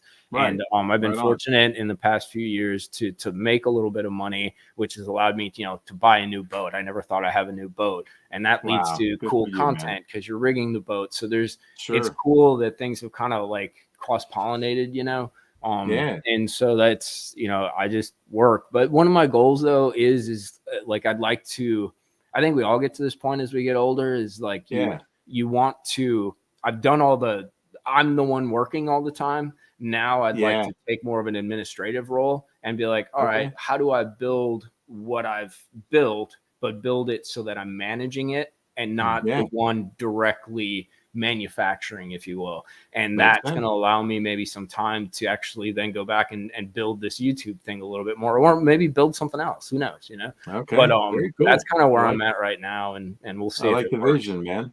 Very cool. I don't have vision. If I had vision, I'd be better off. I have good work ethic, but like I'm stupid when it comes to macro, bro. Like I don't see the big picture. sitting here staring wow. at the wall way too long. So. You got a work ethic, man. There's no question about it. My hat's off to any YouTuber, man, including Travis. It ain't easy. We had a couple questions. What do you got? What are the questions? In the comments, and I want to make sure we get to them. Good job, Travis. Way to be the moderator. Okay. When Mikey's punching, what is your favorite grass to punch? Hydro. Does he want a mix of the two or just one type? I mean, if you can score a mix of like hydro with some floating stuff, that's golden. But we don't up here in Gunnersville. We don't see. I see pennywort and hyacinth on the bank in 6 inches of water every once in a while, and then they spray it. So, nice. Like day in and day out, hydrilla, dude. If I see hydrilla, I can catch fish. Like that's one thing that I'm pretty confident in. That's why I'm so sad about Florida. There ain't a freaking other than Harris Chain and Tahoe. There ain't and Headwaters. There ain't a blade Headwaters freaking hydrilla anymore. Yeah. Well, and the jungle, right? And Jurassic Park. So right? Did they spray it? They did they? And some of that, I don't know how often you've been down there, but it seems like I was there last year. So they nuked it, and then this pond grass shit comes in, and it looks really good, but it sucks. And like it kind of goes in a cycle, and then that'll disappear. The hydrilla will come back. It'll be epic, but it's not laid out right, because that's the other thing. If you've been there, you know, if it doesn't lay out right, it can be a little tough because it isn't that big of an area. God, yeah. No, so the grass kind of has to grow up right. You got to have the right water levels in that. 100%. And it's been decent. JT says it's been pretty decent, but it's not it's not like it was 3-4 years ago. Oh no, dude. When I went the second time that I went, they had just nuked the back part. Yeah. It was all this dead brown muck. And like empty beds everywhere. And I'm like, what a tragedy. It was terrible. It comes back though, but yeah. It will, because they didn't nuke the whole thing. But then we went up north and I caught my PB, man, 25-inch fish. You know, old schooled it with a spin tail Bagley, man. That was pretty cool. Epic catch, man. Yeah, dude. It was cool. I was throwing big baits with Keith Wilson. So like literally till my arm fucking fell off. And it was a little slow. We get to this lake, it's foggy as all F, man. We can't see 20 feet in front of us. Yeah. So it's just like no mapping. He has nothing on the boat, like nothing. It is slinging meat nonstop. And I'm like, all right, I can't see. I can see a pad edge. And I'm like, fuck it, I'm just going to throw a Bagley bang out just for fun. First cast, bang. Then I go to work, dude. Like it is on fire. That bite is on fire. And clearly we hit. I'm down there in February, so there are bass on the bang spot. Yeah. You know, and man, late in the day, high sun came out, a little bit of wind, and you know, there was a tree kind of overhanging and a little bit of shore grass. And I'm like, man, I bet there's a biggie up there, female. Tossed it up there, man. Went zip, zip, and she went boiled under it, man. And you see me flinch a little bit. She didn't have it, and then I went pink, and she went boom, man, and it was cast to catch. I flipped out. That fish literally, this is just on a topwater rod, dude. 30-pound braid, 70-pound big game. And so like when crap hooks on that Bagley too and all that. No, dude, I changed Gamakatsu number 5s and she you were ready out. to go. I was ready to go, man. I was ready to go. Change them hooks out, man. But it was the plastic version. It wasn't even the balsa version. But the propeller on that plastic version, dude, spins like a champ. Because you know when you're hitting that Bagley, that spin tail, you know, you want it to come down. I mean, there are lots of ways to fish it. Don't get me wrong. But if you get it subsurface and you twitch it under the surface a couple times, as it spins back up, that tail is rotating on the bounce back. And it's just something about it. I don't know. It just gets them angry. They eat it everywhere. Bite, I'm sure I love that bite. But so I'm a generic. That's one problem I've had with the glide baits is I'm cheap. And it comes from when I was super poor in that. And like, I've dabbled in buying some expensive shit because I can finally like, I'll spend $200 on a bait and I'll be like, ouch, but like, like I could still eat. So I'm like, it's okay. I feel you. But the Berkeley one with the freaking the buzzbait blades on it, I forget what it's called. It's basically their Devil's Horse knockoff. Yeah. I know what you're talking about. Dude, that thing is naughty. Like is it naughty. Really? Like, you know how when you throw a Devil's Horse and you get a little too much chop on the water and you can't get them to respond? Dude, it eats that for lunch. Like, you get some chop on the water, dude, and you throw it. You're good to go. And John Cox, I was out filming JT for his little streaming show, and John Cox was out there. He's a Berkeley guy in that, but John's like straight up, dude. Like, he doesn't care. He'll throw whatever, you know? He's but a dirt he was dauber. actually taking it, and that joker on Headwaters was reeling it, dude. Oh, and like they would come up and smoke it. And I'm like, wow, this is cool. Dude, at Jurassic Park, I took some big baits. I took a rat down there. I was with Brent Anderson, BA, and just as solid as they come. Stayed with him for a full week. It was awesome. And I lost the first day. I probably lost a DD on a tiny clash, hit the boat, knocked the lip out. So I'm fucked because now I don't have a lip because I only brought one. But I took a Monka Lure Works, and this is a crawler bait from Japan. It was the loudest, most violent topwater bite on Jurassic Park. BA was geeking on it too, man. And then I used the rat. I caught a couple on it, but he just loved how that rat swam, how hard the fish that ate it cracked it. Yeah. And I was also throwing a Lucky Craft bullfish. Have you ever seen that thing? No, I haven't. It is a hunk of plastic with a propeller on the back, and you could just slow wind it, and that thing is like, it's a wake bait. And you can walk it a little bit. You have to use something on the front because you know how if you got a bigger top water, it'll turn around and stuff. Dude, I just wanted to take whacked out shit down there to see what would happen. Could I get a bite? Could I get him to respond to a rat? That's the shit that's what gets me going. I love experimenting. I love throwing new stuff. I love going with Travis, bringing out wacky shit and seeing is it a bust or is it good? Does it work or doesn't? And so I get off. Florida's a perfect place for it. In reality, Florida is an aquarium, dude. There's so many, even without the grass, there's so many fish down there. And there's like what would you say? Like every season is an eating season. It gets tough in summer and that, but other than like July, August, and September, dude, them fish eat, dude. Like they're there, they're swimming. And as long as the fish is shallow, you can catch them, dude. Dude, I asked BA, is there much of a cranking bite down there? He's like, not really. And I go, I brought a he's wrong. I make this true. So I brought this big balsa bait that Marty Burns made for me. It's an Epic Shad. And dude, I worm that thing on shell bars like I'd get it down to depth, and then I would just pull it, and it would go. You could feel it digging, and then I would stop it, and I go to pull it again, and it just go whoa, and just load up on that shit. I caught some hammer dogs like 5s and 6s and 7s. For me, that's a big bass. It wasn't like I caught 10s. Dude, but those are just big. Getting a limit of those. Hell yeah, dude. It was so much fun, man. Dude, my go-to there. So a trap's killer, right? Because it's shallow, you can rip it and whatever. So back in the day when I was still in the tin boat, like I was all like, we didn't have as much of a wealth of baits to experiment with. I feel like there's a lot more baits and diversity with JDM and everybody making different stuff. Hell but dude, the Lucky Craft BDS, that silent freaking squirt. The big one, and not the big one. Not the big one. The standard. I don't know. It's maybe like 3 inches long or something like that. I got to show you because I want you to tell me which one it is because it's one of my favorite baits ever made. I have to show it. Find stuff in there, bro. Because it's right here, dude. That 3. Let me get a 4 out. Organized madness, dude. Organized madness. Oh, it's insanity, dude. It's insanity. Here we go. Here are the 3 sides. I want you to ID the bait. I'm happy too because I'll know exactly which one it is. Yeah, and so that's the 4. Sorry, I'll hold it up way. I think that's that's the BDS 4, and then there's the 2. Yeah, no. There's 4. Then there's this is the 3. A couple of it's 100% the 4. So, dude, that thing is my the most favorite buoyant buoy to ever live in Earth.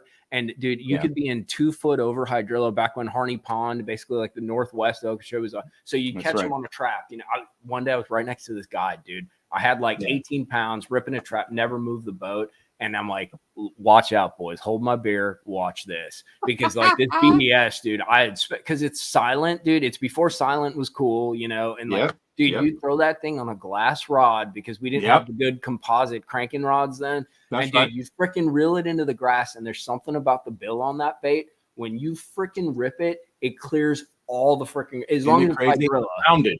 It's rounded. The rounded freaking coffin, dude. That thing would clear all the grass. It would rip out, hunt, do all this crazy shit. And dude, if you didn't get a bite the first time, you just reel it back down a little till you touch that grass and you freaking hammer it, dude. And dude, your whole shit would just bend over. And there's like, you've been catching 3s, you'd catch like a 6, dude. And then isn't that crazy?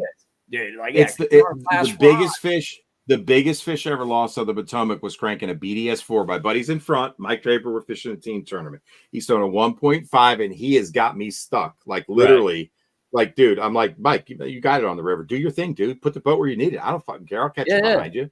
And so he's cranking the 1.5. These fish at high tide, they're in the rocks. Yeah. In the rocks, pre-spawn right outside of Mattawoman. I'm giving people tips. This should be on a private stream, but I'll say it anyway.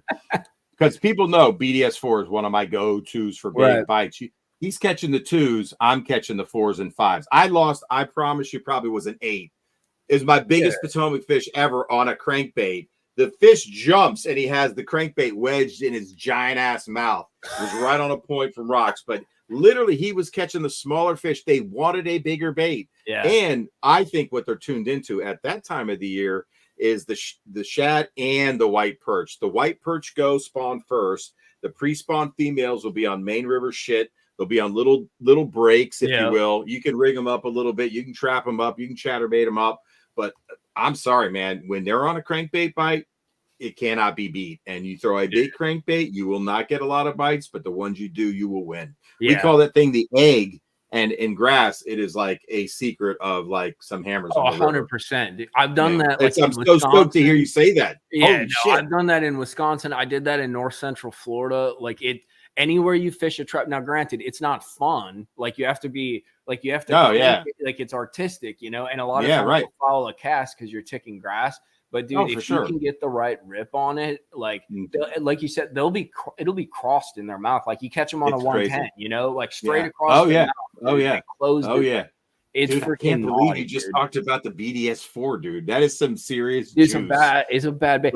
One tip though, like I don't know how you do it, man, but like you need to fish a soft enough rod though. Like you can easily over rod that bait because it does tug in that. But the whole art is being it. Because, dude, they bite it, at least for me. I'd rip it, and it would, like, stall. And then you watch your rod, and it's, like, half bent over, and there needs to be enough play left. And dude, that shit would just go, whoop, and you'd go to pull, and you're like, am I in grass? And then it would go, and we do that head shake. Bro, oh my god, dude, that gets me fucking hard. I'm sorry, dude. It's a fun bite, and it's got big enough hooks actually, where once you actually get them hooked, they ain't coming off. Like those piddly stock crankbait hooks, dude. No, man. Me and Travis had like an amazing day cranking up north, man, on them smallies, man. We caught a couple largies. I was chatterbaiting, spinnerbaiting, and cranking. And then we started burning and stopping on the crankbaits in a bay that was just full of grass, dude. It was one of the funnest crankbait days I've ever had. Me and Travis on film. It was just epic. It's erratic, dude. It's a lot. It reminded me, I guess not at that time because I wasn't big into the chatterbaits and that, but it has a very hunty chatterbait. And the way it fishes through grass for the most part, it's still a crankbait. That's the reality. But it fishes super clean, and just that buoyancy and that erraticness it has are just second to none, dude. It was built to mimic a balsa bait, so it's one of the better. You know, I've got the older ProTune series; they're not out of production. They still make it. You know, a lot of people say they changed from tungsten to lead. The weighting's different, whatever. Right. I still think it's a good bait, but I love the older school old ProTunes, and they're like gold to me. Maybe that's why I don't catch them on it as much anymore, because I have the new ones, dude, and I just feel like they don't. Maybe I don't do it as well as I used to. You know, we all kind of move forward with the things we do and get less focused than that. But them old ones, dude, the only problem is like after 2 or 3 years, if you had them in a box in your boat, they turn yellow and those bills go brittle, dude. And you'd be sitting there doing that. And then at one point it would like come back crazy quick. And that freaking bill is gone, dude. Oh, that's painful, man. That's painful. But that's why I built the Epic Shad. I built it to be a very buoyant balsa bait with a thumbnail lip, that rounded lip to crank rock and crank through grass. Is that the one you're sending me? The pink one? No, but I can send you an Epic Shad if you're interested. I'll buy, dude. I'm all about supporting freaking dudes making shit, so I'll buy something. Oh, really? What's it called? The Epic? Yeah, I'll show you. He will send them to you. I'm gonna send one, dude. What are you talking about? No, I'll buy What color did you like the throw? Go shad. Go shad. Okay, I don't have it. It's a wood bait, so I can't give you a translucent bait. The sexy shad, though. But not. It wasn't sexy. It was the chartreuse. Oh, that'll work too, dude. You got the white. Dude, and that's a flat side. Yeah, dude. Shut up. This thing goes in the grass and then it'll back out, and it just literally, it's corky. Like it's got so much balsa in it. And this is a Marty Burns build. So it's my design with Marty. I gotta ask you a Marty's full input, disclosure, like bait obsessed question. I bought some of the Spro Little Johns because they looked epic, dude. They were the shallow running ones, and I like Spro stuff, but those suck. Me dude. too. They didn't do what they were supposed to do, and that reminds me of it a little. Does that not roll and do all the stupid that it runs correct and all that? It runs correct. It's a Burns bait, man. They're bulletproof. I dare you to break it. He says you could smack it and it won't break. I've never broken one, but I don't smack them either. But interesting. I mean, the Little John is not a super buoyant crankbait. It's got that soft tungsten. It's a snaggy crankbait, but a lot of guys love that bait, man, and they catch them all. I just didn't like it because I tried to mimic doing what I was doing with that BDS, like thing, and it did not buoyant enough. It'll just bog down. It'll bog down, dude. Like I try to worm it through wood because I like pre-spawn, like worming a crankbait. We talked about it. We've had it on a show here. And there's some crankbaits out there that were made for it. And, I'm a huge fan of them. And it's a technique because not a lot of people have the balls to go throw 10-pound test and worm a bait through, oh, dude, that's scary. Wood. It's scary, right? But I mean, you got to get the bite first. And I think it's a presentation that most bass don't see. So it's less about the color. It's more about the bait, what it was designed to do. Its buoyancy. What are the characteristics? How's the bill? What's the angle of the dive? How keeping that rod tip high, all those things you were just talking about. So I love that kind of stuff. To me, that turns me on. I'm not looking at a screen doing it because I'm a grass fisherman. I'm a river rat. Deep to me is 6 to 8, and just grass fishing most of the year or flipping a pole. But that's fine. You're a lonely freaking breed now, dude. You got all that shit to yourself, so you're good to go. Very well on my rivers, no, because they're still fishing the grass. They're still doing that.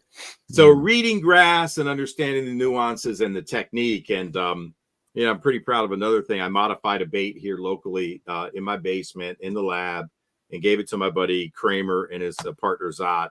And they won a few tournaments on it, and they won their season champions in the Potomac team series. And they've been Bill's a guide on the river. He's one of the best river rats I know. We're going to have him on the show. And it's crazy, Mikey. You don't think a lure can make a difference. And I'm out with him. It's pre-spawn. We're in a bay where he knows they're loaded. I'm on the back. I'm not his partner.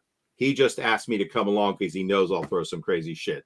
Right. I read an article like literally 15 years ago, and I never got around to doing it. So I modified the bait per the article. I take it. I'm on the back of the boat. I'm throwing on straight braid because I know I got to rip it. Right. Yeah.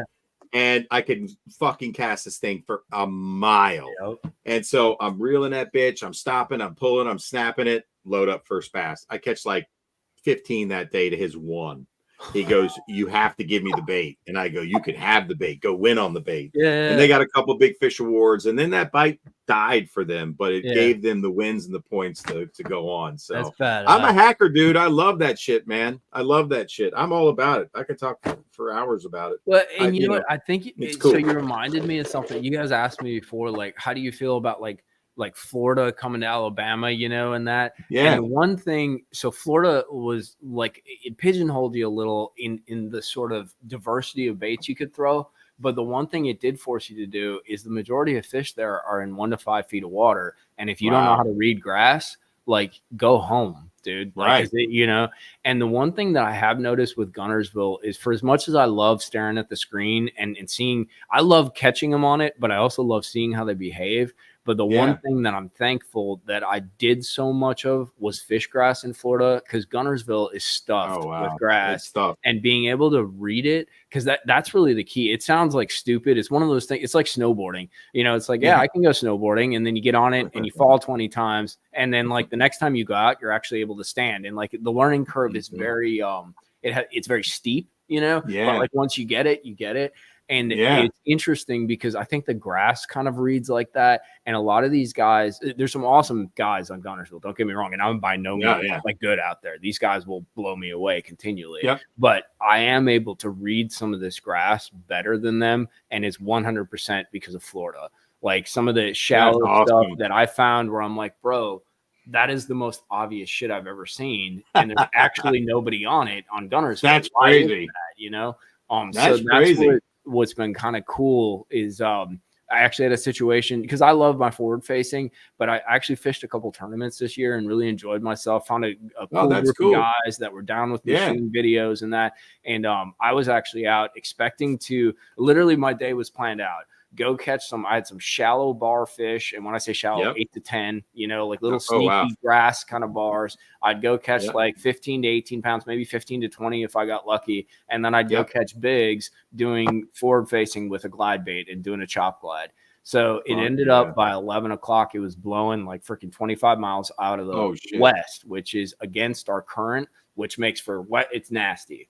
So I'm like, bro, I'm SOL. So I had caught 2, 3.5, 4 pounders in this little pocket that had these hydrillodomes, and no one had been fishing them. It's right next to the boat ramp. It's like, bro, this is like not going to play, you know? Well, I went in there because I'm like, this looks freaking awesome, you know? And dude, I ended up freaking catching like 21 pounds. I didn't win, but like, I think I had third, but that, man, it's awesome, dude. Well, but the cool part was the ability to adapt and go from screen fishing to grass fishing and just right. Like literally every single graph of all the 27 graphs I have were all on stop. You know, no pinging, no nothing. Yeah, right. No, nothing. All no, just turn it reading off. what's in front of you. And That's there's cool. definitely still an art to that. And everything goes full circle. You know, I'm sure a lot of stuff will come back to that. But it's it's one cool little trick to have up your sleeve. I agree, man. It makes you way more versatile. That's fascinating, man. Somebody asked, what's your favorite bait? Hold on. I'm the moderator here tonight. Oh, sorry, moderator. There he is. Hey. He's alive, bro. Hey. All right. I'm getting a lot of comments here. Yeah, I think you got a duck hunting question for me, don't you? Well, we do have to ask the duck question, yes. Yes, the duck question. All right, let's get that over with. Are you seriously going to ask me a duck hunting question? He's going to show you a duck, and you have to ID it. Every guest we have on, I need you to identify that duck. Yeah, it's a fucking duck, dude. What kind? I don't know. Like, that's classic. Best answer yet. It's a fucking duck. Well, I mean, quack, quack. Dude, the one thing I know is that coots are bad. Other than that, if it goes quack, well hold on. Probably Mikey, shoot it. Like coots are part of the rail family. God, really? They're not even a true. There we go. Hold on, bro. Let me take this in as I should. Oh, hold on.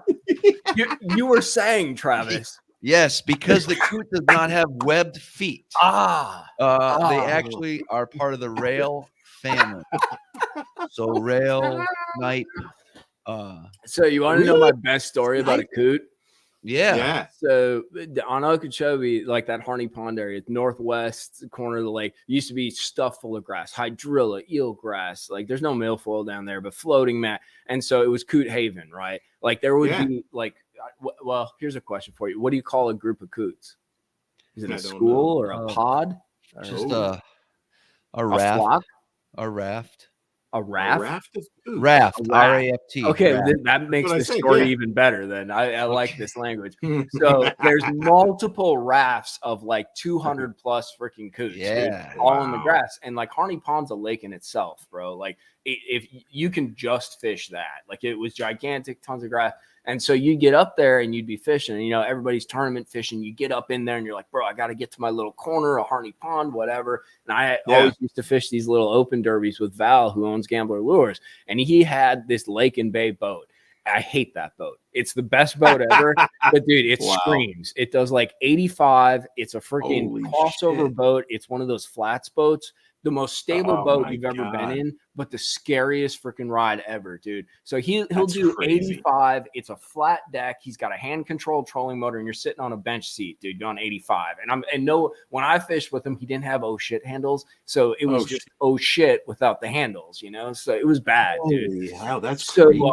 So we're freaking flying in there, dude. And everybody's all over because this is where Tharp, you know, won all those back in the day, McMillan. Yeah. So you got to get your square and own your square, you know, and like box everybody out and play chess a little bit. So we get in there. He's freaking hammering it, dude. We're jetting. And there's a raft of coots in front of us. Oh, bro, no. we hit this raft of coots at 85, and one of those poor coots was not quick enough to be evolutionary like beneficial to his own self. Dude, he came up and freaking slammed into the trolling motor. It broke him in half. And of course, Val has a windshield. His co-angler being me, there is no windshield, bro. So I was covered with guts, with whatever kind of grass defecation things were going on. No, dude. Yeah, that didn't happen once. I mean, it happened once that day, but that was. Oh my! You talk to anybody in Florida, and it's happened to them once or twice. I never like killing stuff, and usually they move, you know. But like, dude, it was icky, bro. Like, brutal. So never hit a raft of coots. A raft of coots. Raft of coots. Oh man, that's brutal. Oof. That's a good story. I mean, it wasn't a good story, dude. I was like going like this, trying not to touch my mouth, you know, and stuff. It was freaking nasty. Holy hell, but dude. you know what? Here, I'll give you a little sneaky tip to Florida. There ain't that much grass down there, right? On a lot of those more mainstream, like now Okeechobee and that. If you look for coots, you can find grass. So the coots will congregate around the grass. I actually did it on Gunnersville on Thanksgiving. Man. I'm going to put up like an epic punching video probably late this week. And I was out there Thanksgiving Day, dude, and I smoked them on the last of the hydrilla, and you couldn't see it. Usually you can idle around and kind of look for the flat parts. Yeah. So I ended up having to like, I'd see a group of coots and I'd drive over to them and I'd come off pad early and kind of sneak up. And not everyone did it work, but I could identify these. I'm talking like office chair size hydrilla domes that were left. You're kidding me.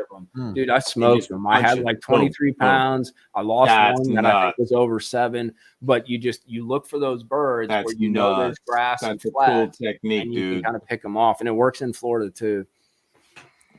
That's a cool technique. That's man. OG Indian stuff right there, dude. Bro. That's flat out fact. That's a tip worthy of tuning in tonight. Damn. Yeah, you making me think. I got ideas now. Yeah, because dude, I mean, that's back in the day when Okeechobee was really hot. You know, we would chase birds. Like we would chase seagulls dive. If they were diving, it was a go. If they were just flocking and swarming, it was like maybe. But the moment you'd see a bird dive, you knew there was bait and you knew there were bass. You could roll up there. Dude, I don't care if you're a mile offshore, you roll up there with a rattle trap and burn it through and you'd catch 3-pounders, dude. That's cool. That's cool, man. Wow. Do you guys do that on the Travis? Do you guys do that on the Great Lakes at all? That doesn't happen, and not like you would think. No, that's amazing, man. Are those gobies more on the bottom and stuff? They don't like come up. Yeah, but no, it is. Yeah, most of them are on the bottom. I mean, there's still a lot of bait fish that they chase. But even on inland lakes, like I mean, Champlain. Yeah, you know, it's been a while since I fished there. There's still, you definitely can still catch them on top. Oneida the same way, but it's not like it used to be, I feel. But can you catch a bass on top on Ontario? Not smallmouth. Yes. You can. When? You can. What time of year? I would say. But like, why would you? No, you could. No, only because it's so good the other way. No, it's no. Listen, I don't do it enough. It can happen. Sure, you can throw a whopper, plopper, a spook, a popper. When can we go and try to do it and catch at least one? You'll catch one. You'll catch them. You will. All right, I want to try it with you. Okay. Shoot a topwater video. That bay that we were in with the grass, you got to figure. No, post spawn. No, that wouldn't be a good time. No, yeah, I don't know nothing about it. Interesting. Mikey, are you going back to Florida? They're gonna bust on those rocky flats, Eric, that we fish. Oh yeah, okay, cool. Yeah. I dig that. Yeah, let's try. I mean, you're not going to see them busted, but they'll come up to hit a topwater for sure. I mean, they're looking for a meal. It's not something that you're going to see. I saw one smallmouth in my life on Lake Ontario actually like come up and hit something on the surface. That's crazy. For as much as you've been up there, that is nuts. One time. Yep. They're just so oriented to the rafts of goby. What do you call a school of gobies? Subterranean. It's a new word. Do you guys have like a word giveaway or something? We do. We should. I love the raft of coots. I'm going to use that next time I'm with Kramer on the river and we run up on some coots. I'm like, Kramer, watch out. There's a raft of coots. Raft of coots ahead. Raft of coots. He's going to like double look at you, bro. And then he's going to go put on the glasses. He's going to get out the glasses. Kramer's like 7'2", bro. Kramer is imposing. I've known Kramer for a long time. He's an OG river rat, dude. OG as it gets, man. I've spent a lot of days. He's taught me a lot. I've been really lucky to fish with a guy like that, man. He taught me about grass. Faux show. Are you going back to Florida anytime soon, bro? Yeah, I'll be down there hopefully in like a month and a half or so, 2 months. How long are you staying home? I usually stay for like about a month and a week or two, because I go and I shoot stuff for JT. I do some stuff with Val, with Gambler, and then I get some time to fish and like try to shoot some stuff, and like I try to make it like, you know, I try to do work for like 2 or 3 weeks, and then I get to fish for like a week or two, shoot a bunch of content, and then I got a GTFO and get back here. I got you. Right on, man. Right on. Very cool, dude. Admire you. Admire the life. Both they did, bro. Like you want to be in my shoes. Like it sounds all fancy, but it's a lot of running around, and it's amazing how fancy, when you're on the road doing what you love. I hope you're doing what you love. Yeah, well, but everything's about a compromise. You never do exactly what you love. I mean, you really? Make compromises and you figure out how to like do a pathway. So it's like that whole joke with happiness. Like happiness is bullshit. No one's ever freaking happy, but like you can get to a point where, you know, you reach some level of satisfaction, because life is life, dude. It's shit most of the time, and then fun like a third, you know, like, so there's moments of happiness. Exactly. Happiness is not a state of mind. And you try to elongate them, you know? Right on, man. Right on. But I wouldn't trade it for the world. Don't get me wrong, dude. I'm not. Yeah, no, okay, fair. Like, I'm very fortunate to be in the situation that I'm in, but it also takes a lot of running around and whatever. But that's fine. I mean, that's the process, you know? Yeah. Guys keep asking, like, what are they asking? Oh, there's so much going on. Come on. You're overwhelmed, bro. Very. That beard really has you stoic. Do you have any for some reason they want to know, do you have any beef with any pros? Any crazy like, fight somebody? I don't know. I'm not a fighter either. I own a lot of guns, but like when it comes to like direct physical altercations, I'm not really like into it. I probably right there could. with you, I work out enough, but I don't know. Yeah. I don't know. You know, really the only like pro, like I know JT really well, but me and him have been like dirty fun friends for really what's forever, like 10, 12 years now, dude. Wow. Like it's been a while, and I don't really consider him a pro because he's like a commentator now, so he talks shit all the time too, you know. And like, he does. I don't know. My buddy Jacob Wall, I'm tight with him. I ain't got no beef. Like I don't mind those.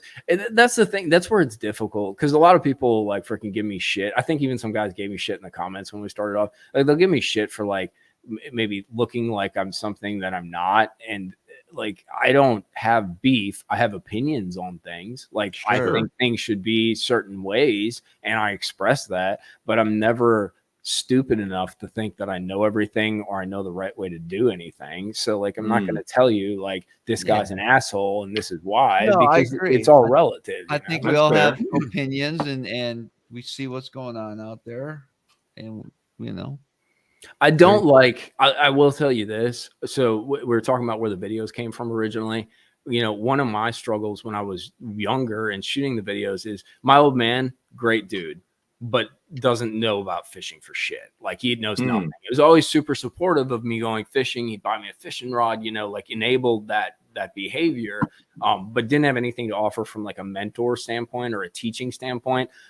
So it was always difficult for me to learn from people. Like, I guess, you know, I wasn't super sociable and stuff like that. So like I didn't make much friends. I didn't know all these guys fishing tournaments and stuff. So a lot of my learning was through any kind of, I was a nerd, dude. Like I'm a book guy. Like I'd read In Fisherman, I'd read FLW, I'd read Bassmasters.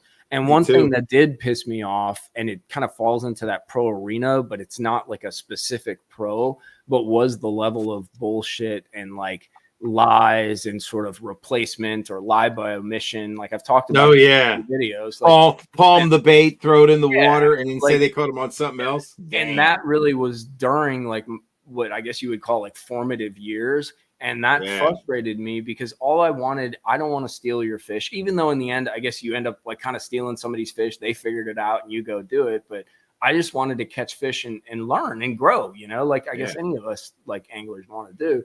And that pissed me off. And that's one of the reasons that I put like the fishing reports were for me, but the internet seemed like to me this open dialogue where information was free. And what now the whole trick was, did you want to take the initiative to go get the information, search it out, and implement it? That was up to you, you know? Yeah, but true. I felt like it was a cool process and a cool sort of social experiment to be a part of by putting your perspective and your content up and letting it go where it went.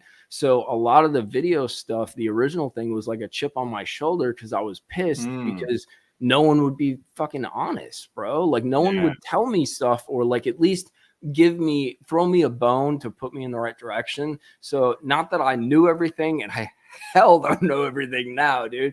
But like, I'm like, you know what? The only way for me to solve this problem, and it doesn't solve it, but to be a part of the solution is I'm going to go try to learn how to catch fish. And when I learn something, I'm going to capture it on video and I'm going to put it up on YouTube on a forum. Whether people want to watch it or not, it's their prerogative. I wouldn't watch it, to be perfectly honest. I don't like watching me. It's freaking weird. But like, I'll put it out there, and like that's my personal. You know what? I should be doing this with thick rim glasses. Hold on. That's my personal solution to like bettering like anglers or to like giving my 2 cents. Then I can go on. If you do the same thing, then I can go on your YouTube channel or on your forum and look into BDS crankbaits and like understand what your success was, how to apply it, seasonal stuff. The other thing that I found too is back then I was from Wisconsin originally, right? And you guys are northern boys, you know, all of the fishing literature for the most part, other than like, you know, Wisconsin Outdoors and like the local kind of hubbub kind of stuff, which was very not polished or not well done at the time. Now it's improved a whole bunch. All that fishing content was all geared towards the South, dude. And then some of it towards the West. So you got a kid in Wisconsin who's fishing natural lakes that have a bunch of boat traffic. They have no shad whatsoever. And these guys are talking about, you know, in fall, them shad go up the creek first or the creek, you know, that's where you catch. And it's like, bro, okay, let me try that. Where's a creek? You know, like we don't have those here. So like the application of knowledge was like, I couldn't do it, you know, like I didn't know what the hell to do. So like I wanted to learn. So I got cranky and I put my shit out there. And if you like it, you like it. If you don't, but then I get to go and learn from other people. So yeah, that's cool. I don't like these comments though. Dude, Mike, block it. Dude, I don't like saying. How did I pull that name? No way. Draw attention. No. But you look like a young, I hate live scoper YouTuber guy.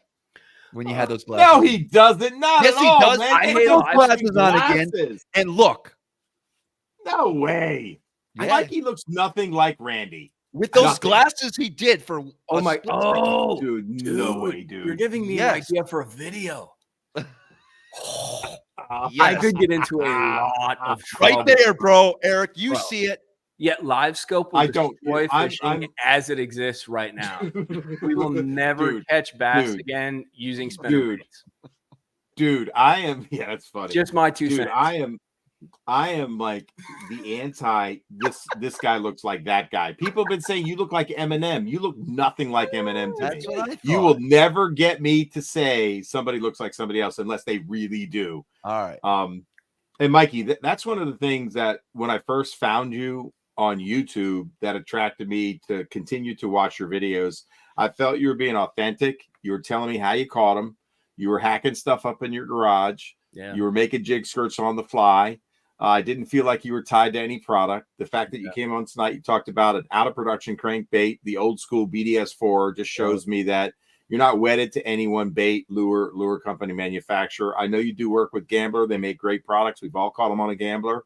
And that's cool. But you know what? You show so much else on your stream. And when you're talking to me, I feel like you're really telling me what you're doing and the why behind it. And you got a great communication style, bro. So well, and I'll be honest with you, man, that's probably why I haven't been super successful, is because I probably should have sold my soul and hoarded myself out, because I think there's a lot of money in that, dude. But you know, the one thing that I guess I could say I'm proud of, I am not like, I don't do that kind of deal, but the one thing that's been cool, and the cool position that I'm in now, is by working all these other jobs and doing all this, it's allowed me to now say, hey, this YouTube thing was always kind of a hobby. I really enjoyed it as a passion project. And now I can do it however I want. Like, I'm not obligated to follow any narrative to do. Now, I got buddies that'll make stuff and they'll send it to me. And I'm like, dude, this is the coolest shit ever. You know, like, I'd love to show this off, you know, but like, because I've sort of protected that independence on the channel, it's costing me money, but it's given me the ability to make my own choices and use what is, I believe, the most powerful word in the English language, and that's no. And I like to use that a lot. So good for you, man. Good for you. You found a way to be independent, man. I think that's very cool. It's very cool. Good stuff. Eminem. But I'm not saying it's the right way to do it. FYI, for anybody who wants to do YouTube, I'm not saying that. I'm not saying that's the pathway to success by any means. So. Oh, it's what is the future of YouTube? I mean, it's like, that's a good question. It's a crowded space. Saturated. It's really, there's so much out there. Like, when you were doing it, like, I could keep up, and now I have to be selective because I can't consume it all. So I really just want to watch. I've stopped watching things that I used to watch. Maybe it turned too negative for me. If I felt I was learning and picking up a tip that I could apply, if I was entertained and it lifted me up. But, you know, I've stopped watching a lot of it just because I can't consume it all, dude. It's, you know, there's all this information all day long. The world. Well, a lot of it's bullshit too. I mean, the reality is, like, I mean, and I'll be the first to admit it, you know, I'll kind of clickbait out stuff.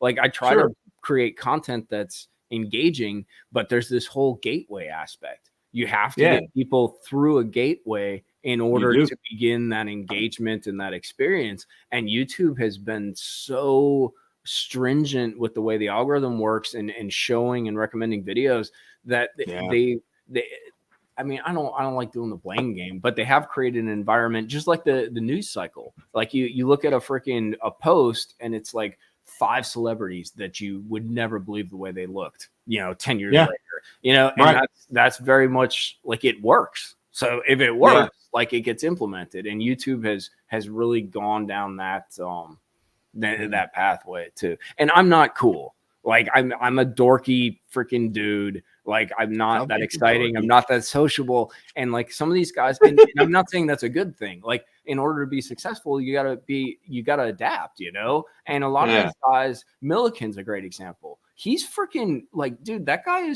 he's smart. He's dimensional. Like, he's very adaptable. He's confident in what he does. Like, you need to develop those skills, whether you want those skills or not, in order to be successful in a lot of things. So it's about the system, but it's also about how you kind of adapt and evolve to the system, you know?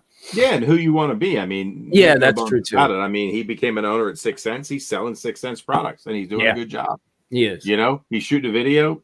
You're watching him catch fish on that product. That sells stuff. I'm sure. And I can attest to it. I've watched several of your gambler videos. Do you think I ordered some gambler shit? You know I did, because I wanted to test it out. No, one of the things I loved, and you turned me on to, and it has produced for me, and Travis and I know this, the bigger Ned. The bigger Ned. Right. Yeah, so that was the old fat ace, right? And that head. I've caught plenty of fish on that head. Nichols makes a nice weedless head. Nichols does too, They do, man. It's got a beefy hook into it. It was well thought out. I don't know who designed it, but you know, I was down for it, man. And I'm a grass fisherman, and I listened to what you said, and you're going behind people. And Travis knows I get off on this. I love going behind people. I love going down a bank. Wow, buddy. Because guess what? I don't have a choice on my rivers in a tournament unless you want to run 80 miles or 40 miles or 30 miles or 20 miles in 3-footers. Travis will do it.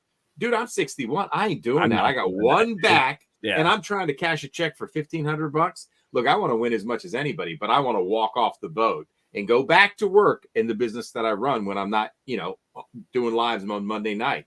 I got one body. Anyway, nonetheless, so to me, what drives me is, and what has driven me to explore different baits, different techniques, fine-tuning stuff is the fact, can I go down a riprap bank where somebody just cranked it, or through their presentation, whatever it happened to be, and it was a myriad of things, can I throat weight a balsa flat side and get a good bite? And I've done that so many times in turn. I'm not bragging on myself, but I'm proud of that because I love the crank. They're there. It's pre-spawn. I know the fish are there. And it's not, I never even looked at them. I never had 360. I never had live scope to look at them. I was fishing old school. These are tournaments I'm talking about that are years past, man. But nonetheless, if I had live scope, maybe I would have saw something different. Maybe I would have seen, hey, they're ignoring that crankbait, and you could really dissect it. I'm a nerd like that. I would love to stand up there with Travis. I don't know what the fuck I'm looking at, and he's not talking to me half the time. But when I do look at him, I got to lean this way. I'll let you know, bud. And, you know, my line to Travis was, so I walk 21 feet to the back, and I go, hey, bud, listen, if you see something, say something. That's my rule on the boat. He goes, I'll let you. And here's what he says to me on the back. He goes, I'll let you know. I'll let you know, bud. There? And I'm watching him. I'm watching him. And one time we were on Ontario, the first time I was out there, I'm watching him. I'm going, that motherfucker sees something down there. He's about to drop. Body language. And literally, I have my bail open. I'm going, as soon as he drops, I'm dropping. And I think I had a heavier weight because I was begging drop shots off him because I had no 5/8 ounce drop shots. I got the biggest one in the box, and I was dropping before him. I think I got to the fish first a few times, but that you know, like, so being somebody that has fished tournaments, you probably fished some team tournaments, but let's pretend you were in. I've asked this question to a lot of people. If you were a co-angler and you loved fishing and you wanted to learn, and you know you're on the back of a boat and you're with somebody who is scoping. And let's just pretend, pick a lake that you know, could be Gunnersville, and you know they've ID'd some fish, and you're not trying to cast over the guy's head and be a dick. What are the things that you would bring if you know you're not going to get to look at his unit because he's got it on standby? You have no idea where you are. You're not on a grass bed. You're in the middle of nowhere. Does the guy in the back have a shot? What can he do to try to catch a fish? So I'm super rational about this shit. Yeah, me too. Yeah, go ahead. I wouldn't be fishing. Like, fuck that. No, but I mean, like if we're being totally honest, like we are. I'm all down for like masochism. When I'm out there trying to find fish and do stuff, I will beat myself to death. But I do see like a light at the end of the hole. But when you're going to get boxed out, plus electronically boxed out, like it's nothing against the dude on the front, because I would do the same thing. Like, sure you would. You're trying to win. I'm on there. I'm going to turn the boat left and right, pan around, move like 3 foot, turn around, go back. Like, I'm going to be stupid about it. But like, I because I've been on the back of Travis's boat. When so Eric, I do fish. And then he's over my line. I do fish team events with other people. JP being one of them. Of course. JP's up front trying to fight. No, this is not a team. This is not a team event. This is a Travis Manson pro, Joe Coe in the back. And he's paid his money, and unless you're inviting him up front to say, I'd like to at least learn, knowing that I can't catch a fish. Well, I can't invite him up front. I know you can't, so it's against the rules. So the question is, okay, on a smallmouth fishery, what would you be throwing behind Travis Manson? Travis, this is smallmouth related. And Mikey Ball said he wouldn't be fishing.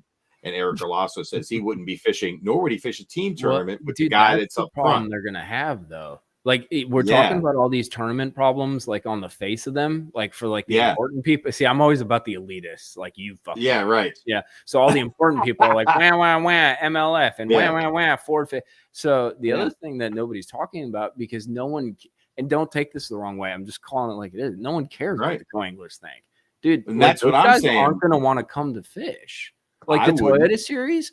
The co-anglers, like if they're fishing like Smith Lake, Gunnersville in February is shallow, but there's going to be like a scoping deal. I think one's on Chick in April. Like, dude, like they don't want to come to sit for that. Like, why would you? Like, you know, so like there's going to be a big thing that no one's talking about now where in the next 2 years, the co-angler numbers are going to go down. So what are they going to do then? They're not going to reduce the number. The Toyota Series is a big moneymaker for them. Like the Opens are. They're 250 boats, dude. But they need a co for every boat. They're not like waiving the rule where you don't get a co because then guys are going to get cranky, boy. Because like he didn't have a co. He could go do whatever. But that's coming, dude. That's I think so too.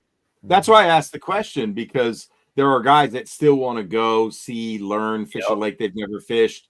They know they might get stuck with it. They might get stuck with a dirt dauber. It's just luck of the draw. You don't know. You're going to get an offshore guy scoper. Are you going to get an old school dirt dauber who, you know, maybe you got a shot fishing behind people? And I fished top 150s. NJ made a good comment. Yeah, let's hear it. I guess there used to be a co-pro shared weight format. Really? I don't know if you could do that at the Opens level, but you definitely could at like a BFL level, maybe. That's an interesting thought, man. That's a great thought, Travis. Because that's the whole trick. Life is about incentivization, and you have to. If you want to change someone's behavior, you can make any rule you want, but unless you're incentivizing a different behavior, nothing's going to happen. So that would actually be a way to incentivize behavior. But as fishermen, we all know we're not very good team players, bro. We might fish a team derby, but like in the end, well, dude, I'd still be in charge and shit. And maybe let him up. Hey, bud, I'll let you know. Yeah, right. I don't know. Did you see anything up there? No, you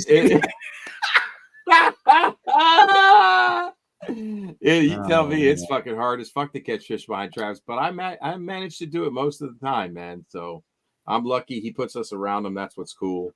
And I tend to throw a few different things around him, which is cool. So I like it, man. I like fishing with Travis. Yeah, Patrick makes a good point too. The ABA, they went away with co's for next season. They have like a pro. Whoa, Patrick, that's wild. Yeah, so the ABA, at least up here in this division, I think there's 4 lakes. I know Ontario's one of them, Champlain, Oneida, and something else. I'm thinking about maybe jumping into those. That's cool since it's a pro. I fished the ABAs down here, man, and it was fun. Those guys were super cool, dude. They were really easy going, and like it was. I actually enjoyed it because, dude, people always get weird when you show up and you bust out a camera, and they either get super negative or they're like, "Oh, that's kind of cool." And at least the guys down here for the ABA, they're like, "Bro, that would be kind of fun. Like that's kind of cool." So nice. That's cool. Very cool. Do you think they'll ever let a co bring a portable unit? They have to.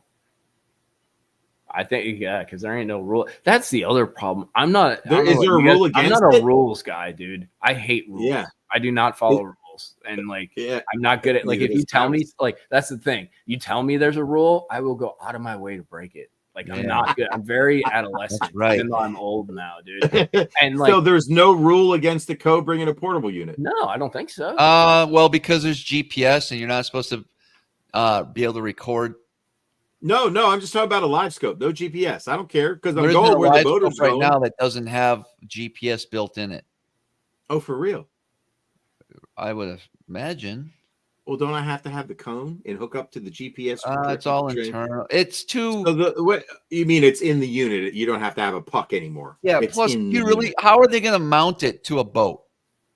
I'm bringing my own shit. I'm bringing my little portable battery lithium, and I'm having my little banging some sort of pole on the side of my fiberglass boat in the back all the time. Yeah, and I want to level the field. Didn't have it bad in the first place. Then you ain't bringing your shit on the back of my boat. It's gonna have a neoprene. You can't tell me, bro. Listen, I'll protest you right before we leave. I'm a rule breaker, dude. I'm protesting you right out of the gate. I'm so show me the rules where I can't bring this. He's complaining about me. I want this guy DQ right now. Give me my fucking money back or put me with another boater. I'll be causing a fucking stir. I'm just going to enter to hope I get you and protest you. I'm protesting you. I'm protesting you right now. You are in the ABA Pro Division where there's no co. Holy shit. Mikey, you should have heard me go off and uncork on live scope. So I'll send you the reel. It's pretty funny, man. Like as a bit or like for reals you were fired up? Well, no, Travis has Steve from Bass Fishing Electronics on, right? And we're talking and live scope. These guys are really like loving on live scope a lot, which is cool. And Travis like, I've learned more with live scope the last 5 years. I've learned my entire life. And Steve's like, same here, Travis. And Steve is one of few on Champlain. So Travis is trying to get some information out of Steve. Steve, you're fishing a Champlain tournament coming up this weekend. What? And all they've talked about is live scope so far. No technique, no lures, no nothing. Live scope, live scope, live scope. The live scope drum has been beating, right? And so Travis turns to Steve and goes, Steve, you got a Champlain. For the viewers that are still watching, do you have any advice you'd like to give them? And Steve goes, Travis, it just boils down to time on the water. And I go, time on the water? All they've been talking about is live scope. And I went, no, Steve, buy live scope. And then I just went off. I said, I just went crazy. I just went crazy because I'm like, time on the water? No, you've been talking about live scope for 3 hours straight. Buy live scope. That's the advice. That's the only thing I want to tell you all tonight. And I went nutty. I lost it. When Travis holds his face and is just laughing into his hands, those are my most proud moments on this show. When you can break the beard, break the beard. I live to break the beard, dude. That's I live awesome. to break the beard. Same thing with tying the FG knot. Do you tie it? Fuck, I can't tie that, dude. Neither me. I call it the FG knot. I went off on that because Travis goes on one stream. He goes, dude, I'm going to learn how to tie the FG knot this winter. And I go, listen to what you just said. You're going to take the winter to learn how to tie a knot. I said, F that, fuck that knot, FT knot. That's what I started calling it, FT knot. That's what I call it, FT. It wasn't for lack of trying, dude. Tune into the show. I mean, what are you even watching this show for? Right? I mean, what are we even talking about every week? Who cares about the Bass Lab and all the baits and techniques? None of it matters. Get live scope. 4 screens on the front. Get yourself a turret, the stripper cornfield pole. Put shit in the back. Double, triple rig it. Get the right wiring. Lithium batteries everywhere. Put yourself in debt. Get a big boy lift truck, and you'll win. And until then, you're gonna suck. Dude, that poor guy. Why would you do that to someone? Yeah, and rig your co-angler up with a freaking portable unit. There it is. What tips can you give everybody, Steve?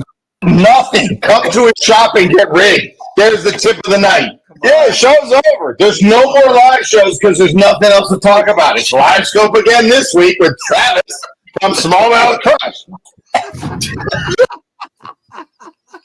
Holy shit. Did you get like 5 stars from Randy Blockett after that, bro? Like, probably did, man. I was being serious. I'm like, you guys, I think I said at the end, if you ain't scoping, you're hoping, man. That's what I said, man, because that's where it's gone. That's what I felt like saying at that moment in time, man. I'm not anti. I fish with a guy who's a scoper. Like all the fish we catch, I'm around him because he's looking at him. I'm not looking at him. I'm just casting rando. You know what I mean? I mean, that's what I'm doing. But I still catch him because he's put us on him.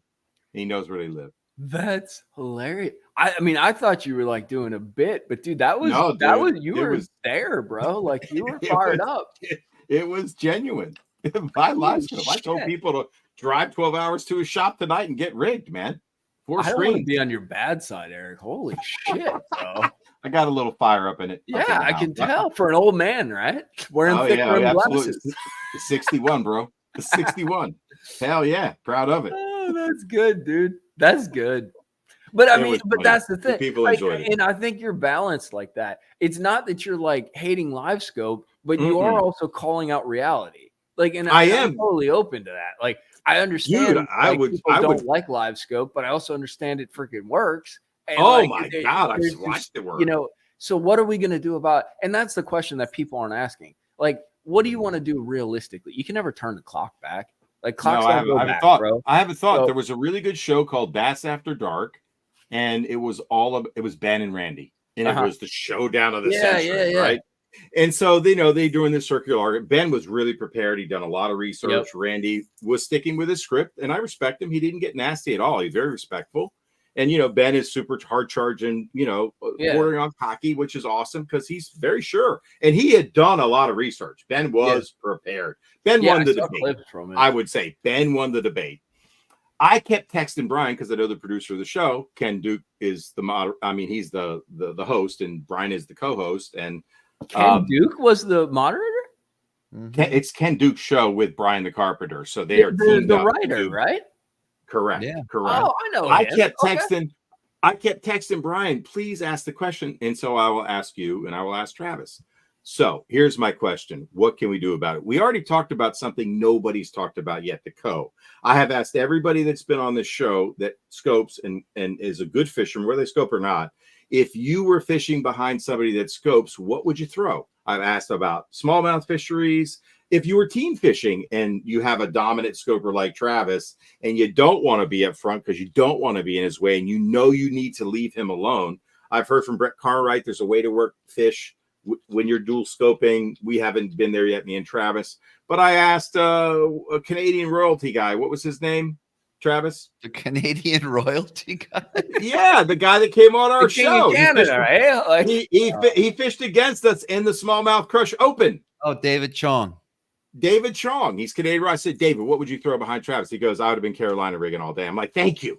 Because Travis won't tell me to do that. Somebody else was like, throw a pretty heavy Kitech behind him, with like a heavy head, 3/8 ounce, and just swim it around. You'll get bit. I'm like, great, man. I'm just looking for ideas. So I love that you brought up, or maybe I did, what would you do as a co-angler behind a live scoper if you were in a co-pro situation? Right. You see an impact coming. That's reality. And I'm glad you brought it up. I've never heard anybody talk about it yet. And we've all watched a lot of videos on the subject. Thank you for bringing something new to light and being real. So the second thing I have to ask, and I really wanted them to talk about, because they had Ben on and Randy on, live scopes, the Antichrist, Randy Blockett, right. And Ben, super pro, made the elites. He amazing at it, can catch big fish. And I know Ben could catch it without it. He said so, and I believe him because he came from Nebraska. And he filmed a lot without any of that technology. Yeah. He is an angler. So I believe that. Just like you.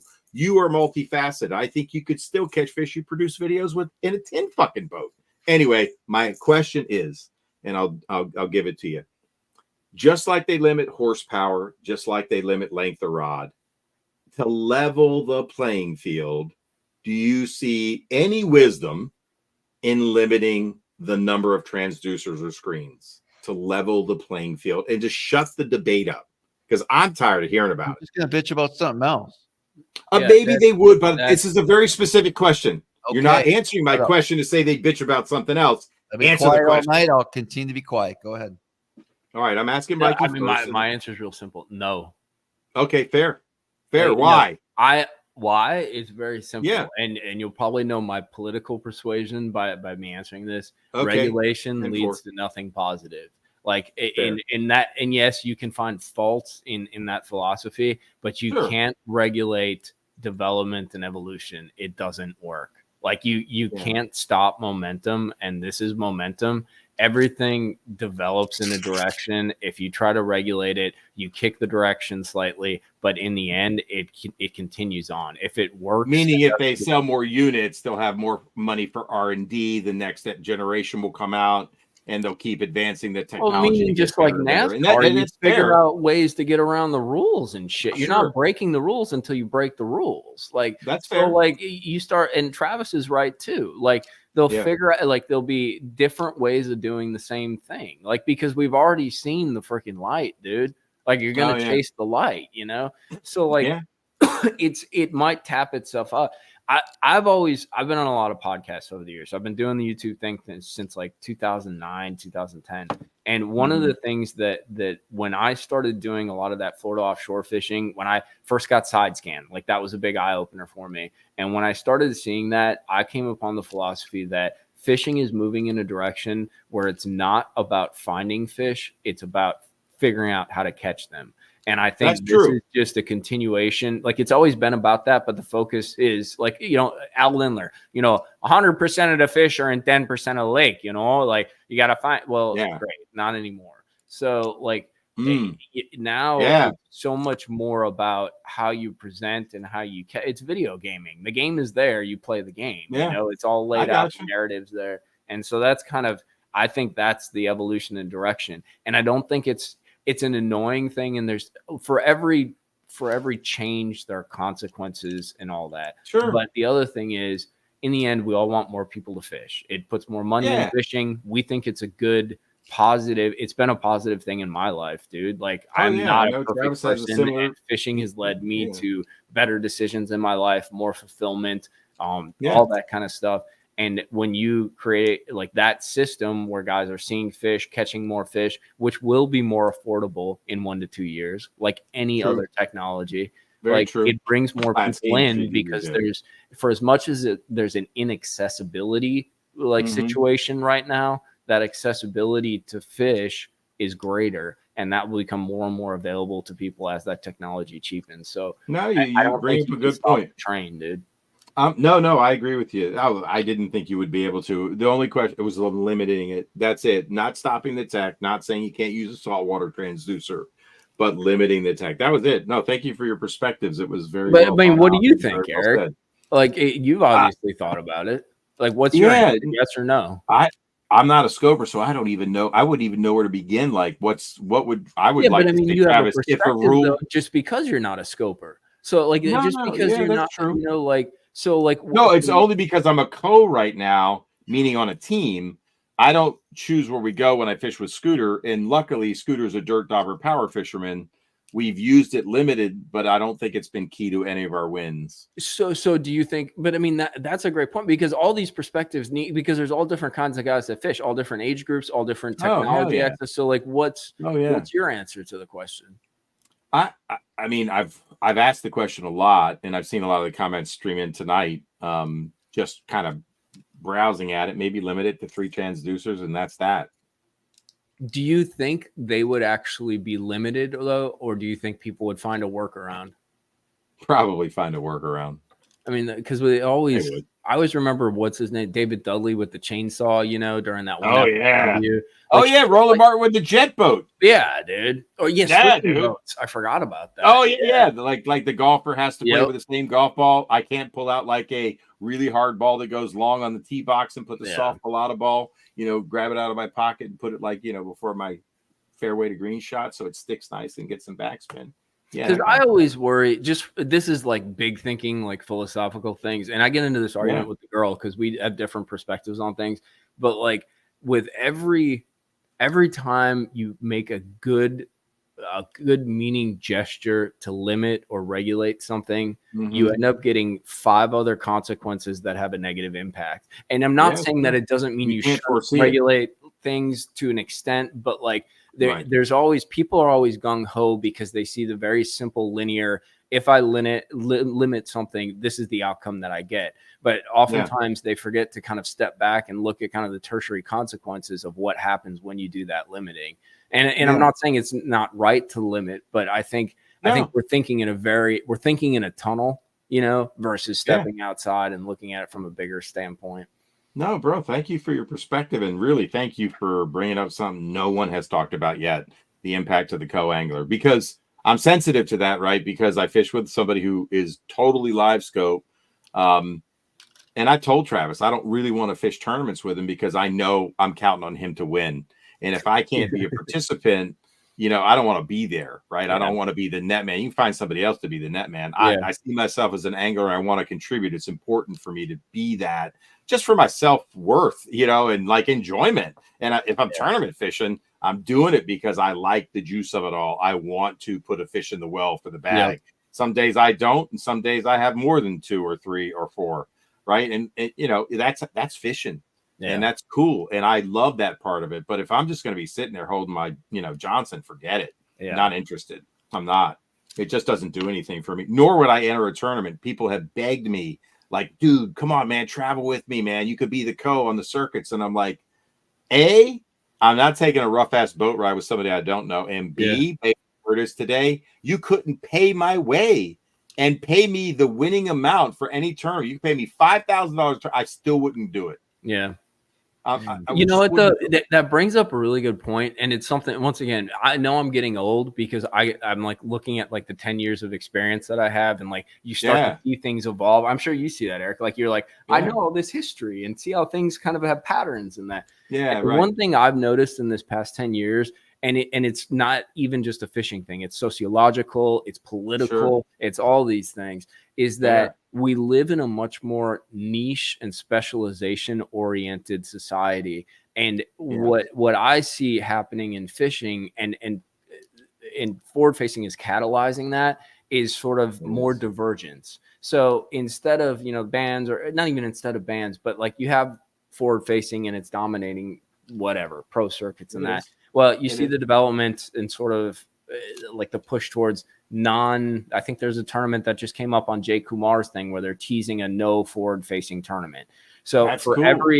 for every move you get, or for every action you get a reaction, you get development. You see this big growth of kayak anglers because boat prices got so expensive. So it's cool because we have more diversity and divergence within fishing, but it also, like anything else, as we get more specialized, it creates diverse populations that they don't have as many things in common. You're right. And there's no union but there. It's good because it grows our demographic. It grows the people that like to do the same thing in general. But I think maybe that's a really excellent point, man. But I think the answer, though, is maybe not the best thing because it's more division, but that is the solution. The guys who want to go live scope and do that stuff, that's what's going to happen. There's going to be alternatives for the people who don't, and it's going to create another subsection of tournaments, a subsection of competitive angling. And I wondered when that was going to happen. I heard about that tournament, but I didn't read the Jay Kumar thing yet. Somebody told me about it. I can't remember what state it was. I thought it was Texas. Georgia, thank you. And the guy running it was just like, let the old schoolers be the old schoolers, let the new schoolers be the new schoolers. Divide it. And we see that in everything, dude. Awesome. Like everything becomes more like there's a huge culture around tattoos. There's like all these little things, so you're right. That a lot and the internet has made that evolve, right? Like, dude, it segmented us into like little populations. And it's cool. You could find your tribe, dude, that way. Exactly. Can't you? Like your tribe, dude. The whole tribal concept is the same. I seriously, people felt lost. I mean, in a way, right? Because the homogenization of society. Now you've got these little niches, and I have a way to watch you, and I feel like I can belong to something, even though I don't know you, right? We've never met in person, but here we are talking. It's crazy to think about. But if I'm into tattoos, and I appreciate it for the art, my dad was an artist, right?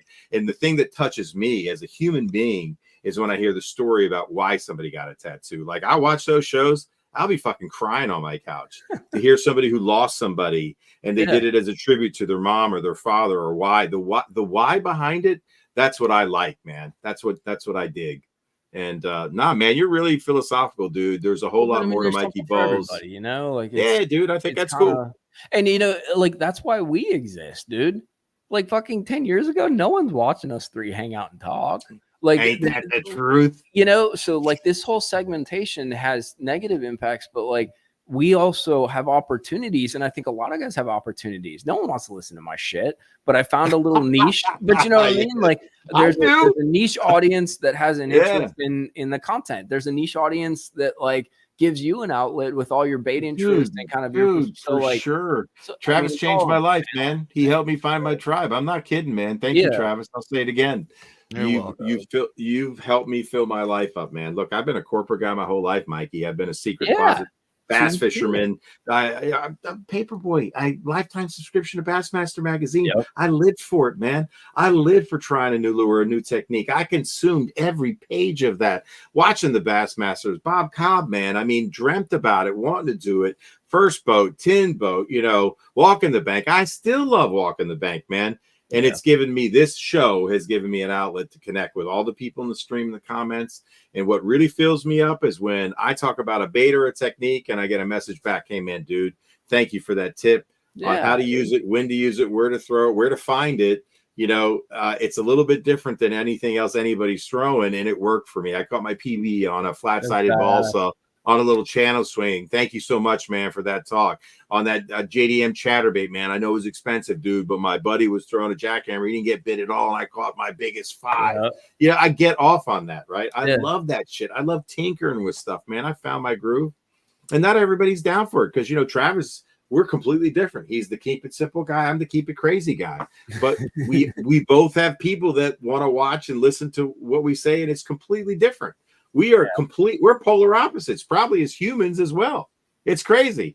He's thinking about all these crazy things and introduces me to these crazy thoughts. And I'm like listening to bro, I'm still not sold. And he's listening to me going, dude, you're not a believer. I get it. Well, he doesn't get it. He gets mad at me most of the time. But, that's the beauty of life, man.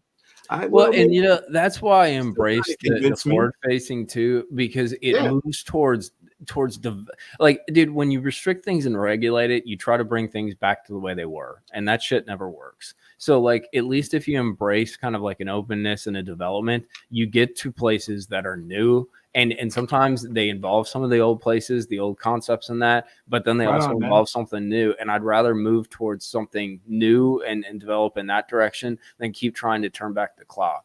You know, dude, that's the smartest thing I've heard anybody say on the topic. Literally, I've listened to people drone on, get angry, be mean, be nasty, you know, poke fun, make fun, they whatever. Do get pretty animated, dude. Oh, it's kooky. It's kooky. It really is kooky. But and you know, you get tired of hearing it. But you put some real thought into what you just said, and I can appreciate it. Yeah, and the thing is I'm not fucking 100% right. That's the beauty of this game, dude. Is like all these perspectives. Agreed. It's kind of what I was talking about. I did this video on like the pros and kind of where I thought why, you know, the Jacob Fouts video, you know, big viral video. Yeah. Jacob missed a lot of context as to why we're at where we're at in tournaments. And like, I thought so too. Yeah. So like, you know, you kind of throw that in and you have a bigger picture, but I'm not 100% right. But one thing that I can do, and that was kind of the sort of the mission statement of the video, is I love this shit. You love this shit. Freaking Travis loves this shit. We all love it in our own ways. But the one thing that's cool is because we're actually given a voice is we might not be able to direct this. You know, we can't be Travis at the front of the boat, like turning around the freaking live scope saying, here's where we're going, and we're not turning around kind of thing. But we can nudge the current direction. Like each one of us, you're not going to get everything that you want. Like it's not going to be your show, but like, you get to nudge it as long as you throw your freaking voice in the mix, dude. And you can nudge that in the direction that you want it to go. It's not going to be exactly what you want, but if you're there putting the work in, you're a part of the push, dude. So anybody that bitches and complains, like that's great. You can bitch and complain, do something about it, dude. Like, agreed. Agreed, man. And it's cool. The dudes that have started trails that are no live scope, they're doing something about it. And the dudes that want to fish it, go fish it. You know, the only reason I asked the question is how can you catch a fish behind somebody if I'm not team fishing with them that is scoping? What would you do? And so the techniques, you wouldn't go. I get it. I'm not going. That's a fact. That's why I don't, and I won't. But you know, like I love any insights, and so it's cool to hear people go, well, this is what I would throw. You know, and if you are working as a team, to like take a freaking shaky head or like a drop shot and just the entire day you're with a pro and you like throw it out the back of the boat and you just sit there and let him troll your ass around and you end up catching a bigger bag than you probably would. Dude, honestly, man, sometimes I've seen that shit happen. I was with I hired a guide because I didn't know the Potomac River. It's tidal. I got my bass tracker. I don't want to wreck it. I know there's a lot of spoils around. This is when the grass was really lush. Guy named Glenn Peacock. And so I booked him, dude. This was hysterical. Dude. Fucking great name. The dude wrote a column.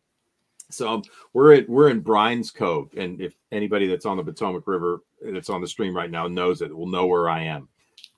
Literally, there's a BFL or some kind of PA Nation tournament going on. And this is a small cove. Like I could throw a rock across it. Like if I really hauled it, you know what I mean? Maybe 75 yards across and maybe 100 and some odd yards deep. So maybe I can't throw the rock that far, but you can throw it across it. There must be 20 boats in there. I have a ringworm on. Yeah.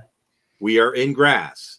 I have an 1/8 ounce weight and Glenn is moving his ass through these guys, right? He knows where he wants to go. He's got the milfoil, you know, the nice juicier patches kind of marked. So he knows where he's going. And, I'm getting tired of him stepping on the trolling motor, so I'm just leaving my fucking ringworm in the water. Every time he steps on that trolling motor, my ringworm lifts up and falls down. And I get a bite, and I catch a good one. And he goes, so I catch 5 doing that. And he goes, what are you doing? And I go, dude, I'm just not even reeling in because you're moving so much. I guess it's just coming off the bottom. It's floating back down. I can't replicate that, how you're doing it, because it's going, he's pulsing it. It's going, boom, boom, boom. And then he's doing a long run. I don't know, man. It was just weird. So, yeah. And I've had buddies. I've taken them on the Potomac, and the dude's fishing the freaking 4-inch power room the wrong way, Brad King. Yeah. And he beat my ass. I'm like, Brad, throw it up. The current's coming this way. You got to throw it this way. The bass going to point his head into the rock. You got to be. He's just like, whatever, dude. And he's just soaking it behind the boat and fucking me up. Did that to me in Mattawoman Creek. Same thing. Just kept trolling with it. He goes, because, you know, he likes to occasionally partake in the doob. So he's just always chill. He got tuned up and he's just letting that bait float around. Whipped my ass twice with it. And I'm like, damn, dude, I gave you the worm. What's up with that? We laughed our asses off. It's crazy. But that's the kind of stuff I love, man. Why? It was effective. He was fishing it all wrong, you know, and beat my ass with it. So it's cool. Anyway, good stories, man. No, this is a good discussion. I like this kind of stuff because I don't get to talk to many people that like a lot of guys want to talk about fishing, right? And fishing, like I love talking about fishing, but like I said too, is like we're involved in this, like all of us are, whether you're on YouTube, whether you're fishing freaking from the ramp, whatever. And like there's a bigger like historical kind of resonance, and there's a development to it, you know, and it's interesting to kind of think about, because I think things are happening so fast right now too that like, don't you do it, Travis? Don't you do it? Don't you do it? Shut this whole thing down. No, don't. He's about to go somewhere. You use the keyword historic. Hey, bro, never pull out, but I'll pull out on this one. I'll draw it back, bro. I'll pump the brakes here. So it's cool to have these conversations. I'll leave it at that. Man, dude. I think so too, because you just, dude, you took the conversation in a very cool way, and I think you helped me learn some things tonight. Thank you for the extra perspectives, and I think everybody here. He said a lot of new things. And look, I mean, you know, guys in the comments, I mean, you can speak up, man, but Mikey shed some light on stuff I never even thought about.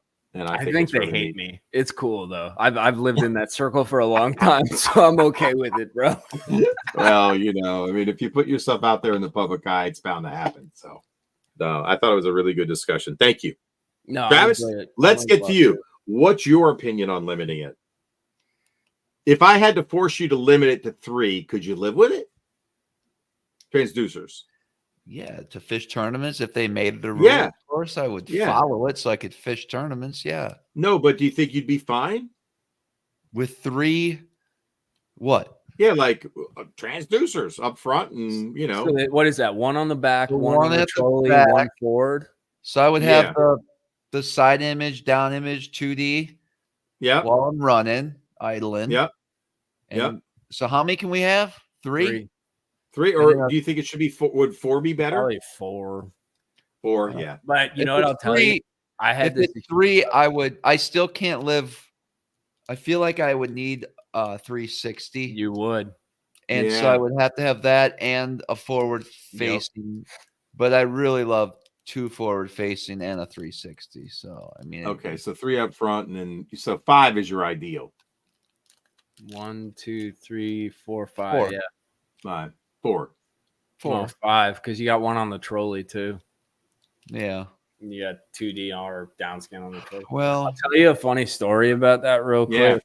So I don't have 360, and this is before I had the 2 forward facing, like the scout mode or perspective, whatever, and then the forward. And we're fishing down on those deep lakes down in Florida, and my buddy has 360. So I went out on Saturday, and I had like 37 pounds, dude. Like caught all these suspended fish, whacked them, you know, hair jig. Like I'm seeing them 10 foot off the bottom going, woo, you know, like killing it. Wow. So went back out on Sunday, and so on Saturday he had like 12 pounds, dude. We went back out on Sunday, and he has 360 and no forward facing. And them fish went from being 10 foot off the bottom to smack dab on the bottom. I caught 6 pounds on Sunday, and he had 42. And it was all because man, dude, I shit you not. They went to the bottom, and he could see on the 360 and how they were set up, because they weren't on cover. They were around brush piles, but not like on them. And they were on the bottom like glued, dude. And he could see him on the 360 and just pitch a drop shot out to him. Kind of probably like you do with some of your smallmouth stuff, dude. Yeah. Pitch a drop shot out to him like freaking 9-pounder, dude. No, come on, Mike. I 42 pounds. Yeah. You couldn't see him with live scope. Could not see them. They were so tight. Wow, that's crazy. So there's definitely like a difference, like in person, like the different transducers provide a different vision and a different access to that underwater kind of vision. You know what I mean? Like it's fascinating. That's crazy. Crazy. That's amazing. So I see why Travis says he needs the 360. You need the 360. Yeah, when they get down on the bottom like that, that 360 is a tool.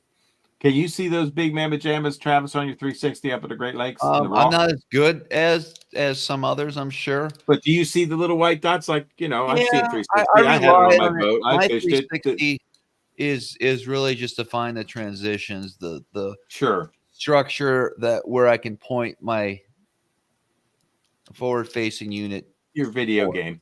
Well, that's the thing, because you 360, you look for the shadow on the 360, and then you cross-reference like the depth and how they're set up on the forward. It's like a system. Oh, yeah. Yeah, interesting. Yeah. Crazy, man. Good shit. This has been awesome, man. I really enjoyed it. Thank you for coming on, dude. Dude, I enjoyed it. I like these talks, man. It's freaking it was deep. It was way deeper than getting deep. No, I loved it, man. I loved it. I don't think Travis was that impressed. Are you really still thinking about duck hunting, or where are you at, Travis? Like emotionally and mentally. Where's that beard just got you? You're just one of those guys now. No. You're a bro guy. Like, bro, it is what it is, bro. Tonight, I decided to just kind of take it all in. So it depends, you know. Every week is a different Travis, and I like to experiment and try new things. Wow. I like it. That's the truth. Is that not, Eric? It absolutely is, man. You are sometimes hyper engaged. Sometimes you are a thinker. You sit back and you soak it in. Sometimes you're disconnected. Wow. I wasn't disconnected here. No, I think you've been thinking about it. Did you soaked it in, right? I was a soaker this week. You were a soaker. Yeah, there are times, Mikey, where I got to carry it because he's either zapped. He's been on vacation duck hunting for 4 weeks. He's been in the bog, the BOGG bog. Yeah, he decided he was going to duck hunt until the spring, and he's been true to form. The season closed yesterday. That's why I've had to become the producer, because, you know, Travis like, what do you want to talk about? I'm like, dude, we can't just keep showing up on Monday nights and talking just like rando stuff. We got to have some engaging and interesting guests. You go. So I begged him for like 2 years to get Seth Fighter on. Finally, he, did you get him, or did I end up getting him? I don't remember. I think you did finally. So I shamed him into getting Seth. Then I reached out to Pete Gluzik, and then, you know, I reached out to you. And I'm like, I'm just gonna keep going because please do. I love that because I love talking about this stuff, that's man. Great. I love learning about people, their history, their why. We got to learn about, you know, a little bit more about Mikey, things I didn't know coming into tonight. Yeah, you gave me perspective. Absolutely, man. You got to see me on Cork on Live Scope, which was pretty funny. I loved it. No, we stuck it out. All fishing, for the most part, fishing conversations. Mikey, sometimes I do go off track a little bit, and some of the viewers love it, and some of them don't. Can't think of the one guy's name that's real good. He always goes in the comments on our past lives and says, "Well, Travis started talking about this. Now I'm time to check out." Blame Eric for checking out as well. A true committed fan, right? I know his name. He's probably watching right now, but and he's gone. Like just like he's gone. He's out. Frequency. Some people just can't handle it, you know. Well, I'm sure it's like me telling the same story 30 times. They can't hear it again. So, you know, it's different, but yeah. It's about the same. Like an old couple. Holy shit. Everybody has said that many times. We are the odd couple, bro. There's no question. But I think that's part of the jam. No, it works, dude. This is a fun little podcast. It's cool, and you cover a lot of freaking ground, dude. I think we do, man. I try to. I like the fishing stuff. I like mixing it up with Travis. He tries to introduce me to new things. And dude, I always try to come in with an open mind. We've argued. Right. When he was part of the collective, it was horrible, and now he's not. I'm no longer part of the collective, Mikey. I'm on my own. I'm building my own reality. We all live in two different realities: one the collective, one your personal. I try to explain this to people that LiveScope has been in our reality many, many times over. This isn't the first time we had this type of technology. Things get reset. We go into these little deals about the past, and that's why I brought up when you brought up history, and so it's nothing new. But we're all going to get reset 17 years and start all over again, because that's what happens. In 200 years, we go from a dirt floor to a hadron collider. Oh God! It only takes 200 years to go from nothing to be able to talk to someone in China on the phone. Hadron Collider. Reset. Hadron, not Hydron, not Whatever. Hydro. It doesn't matter, bro. It's cracking, bro. He's fucking cracking. This is good, dude. All right. History has a funny way of repeating itself. I'm with you 100%, Travis. That's good. Thank you. You know what? And that's what's funny is as you get older, that's what you see. You see the patterns of this shit being circular in a different way, you know, but it all relates. It's all and hold on. I got to make a comment. Clay, Graham Hancock has no idea what he's talking about. He did not enter the show. Graham Hancock is probably one of the most, he's the Randy Blockett of history. Graham Hancock. Okay. Let's keep going. That's another great name. I don't even know what that means, but all right. You got Glenn Peacock, Graham Hancock. Like, yeah, right. I might be changing my name after this show, bro. Hart earlier. We got the Brit Cornwright is watching tonight. We have a lot of weird people. A lot of crazy comments tonight. It was very good. Yeah, that's awesome. Oh man. Awesome, man. This was everything I expected it to be. This is fantastic, Mikey. Thank you. I can't thank you enough. Wow. What'd he say? And that's what Eric says. Sometimes I'll just exit out, man. I've had some pretty drop the mic moments, man, on the show. It's pretty good. The one with Oliver and I was good exits. Yeah. When can we get you up here to fish? I need to come up there, dude. Do you guys know Rob Mansura? Yeah. He's freaking he goes up there and crashes on the St. Lawrence all the time during the summer, and he'll call me and be like, Mikey. I'm like, what, bro? What's going on? He's like, Mikey, you gotta come up here. And I'm like, okay, because he like lived at her house quite a few times because he's a straight up hippie. He just like lives on the road. Yeah. All he can say is like amazing things about up there. But to be honest with you, like I'm in a point with work stuff where I just don't have the time. Like I'm capped at a certain level of travel that includes Florida, but that's why I want to do more with the YouTube stuff. If I can get it to a point where I can do some traveling and do some of those, what do you call it? Like bucket list trips, I'm going because I don't get many views, just full disclosure on smallmouth stuff. I don't know why people don't watch it. I don't really care because it's awesome to make, dude. It's fun chasing those, and it's beautiful. Like during like that spring and fall up there, the drone shots and that are like just epic, dude. And it's cinematic. And I always liked making kind of like mushy gushy, like skate film content kind of fishing videos. And that kind of fishing sets up perfect for it, dude. Yeah. So at some point, Travis, I don't know when, but when it does come, you're going to be the first person that I call, dude. I know that. I have a business proposition for you, Mikey. Not on the show. We won't discuss on the show, but I'm going to reach out to you. Okay. Business proposition. It's pronounced business. Actually, business proposition. And by the way, thanks for rocking the Bass Lab design T-shirts on your vid. Sometimes dude, that Dr. Frankenstein is badass, bro. Rise and Glide. I've seen you wearing that. Let's see what else. I got to get a shirt with the Tug Life one for you, man. Tug Life. I love those memes, dude. Dude, right? There's the St. Lawrence super tanker. I did that in honor of Travis. That's pretty cool. He got me some super tankers. This is the new saltwater one, Pier Rat. Come on, bro. Fucking nice. It's old Cobia, dude. Cobia. I did that for my buddy. Keep on grinding. Hold that River up. Rat. I like that one. They keep on grinding. Yeah, that's kind of cool. Oh, that is kind of cool. Beating up the fish. Wonderful. River Rat. I got that shirt. Dude, she thick. I need to get a shirt. I need to get that on a shirt. That's tight. And what else do I got? There's the Frankenstein. That's what I was trying to get for you. Yeah, I think that's badass. And then a few more legendary lakes. That's my little passion project, bro. And then cool. Bassapalooza. Yeah, man. I got what the 90s called. They want their sticker back, bro. They did, dude. They did. My boys at Susquehanna Fishing Tackle. I took the stickers up to like a spring event. Travis was talking at it, and he did his presentations. It was pretty cool. We met some people that watched the show, and it's really cool. We met one guy. He said, it kind of got him out of his depression watching the show.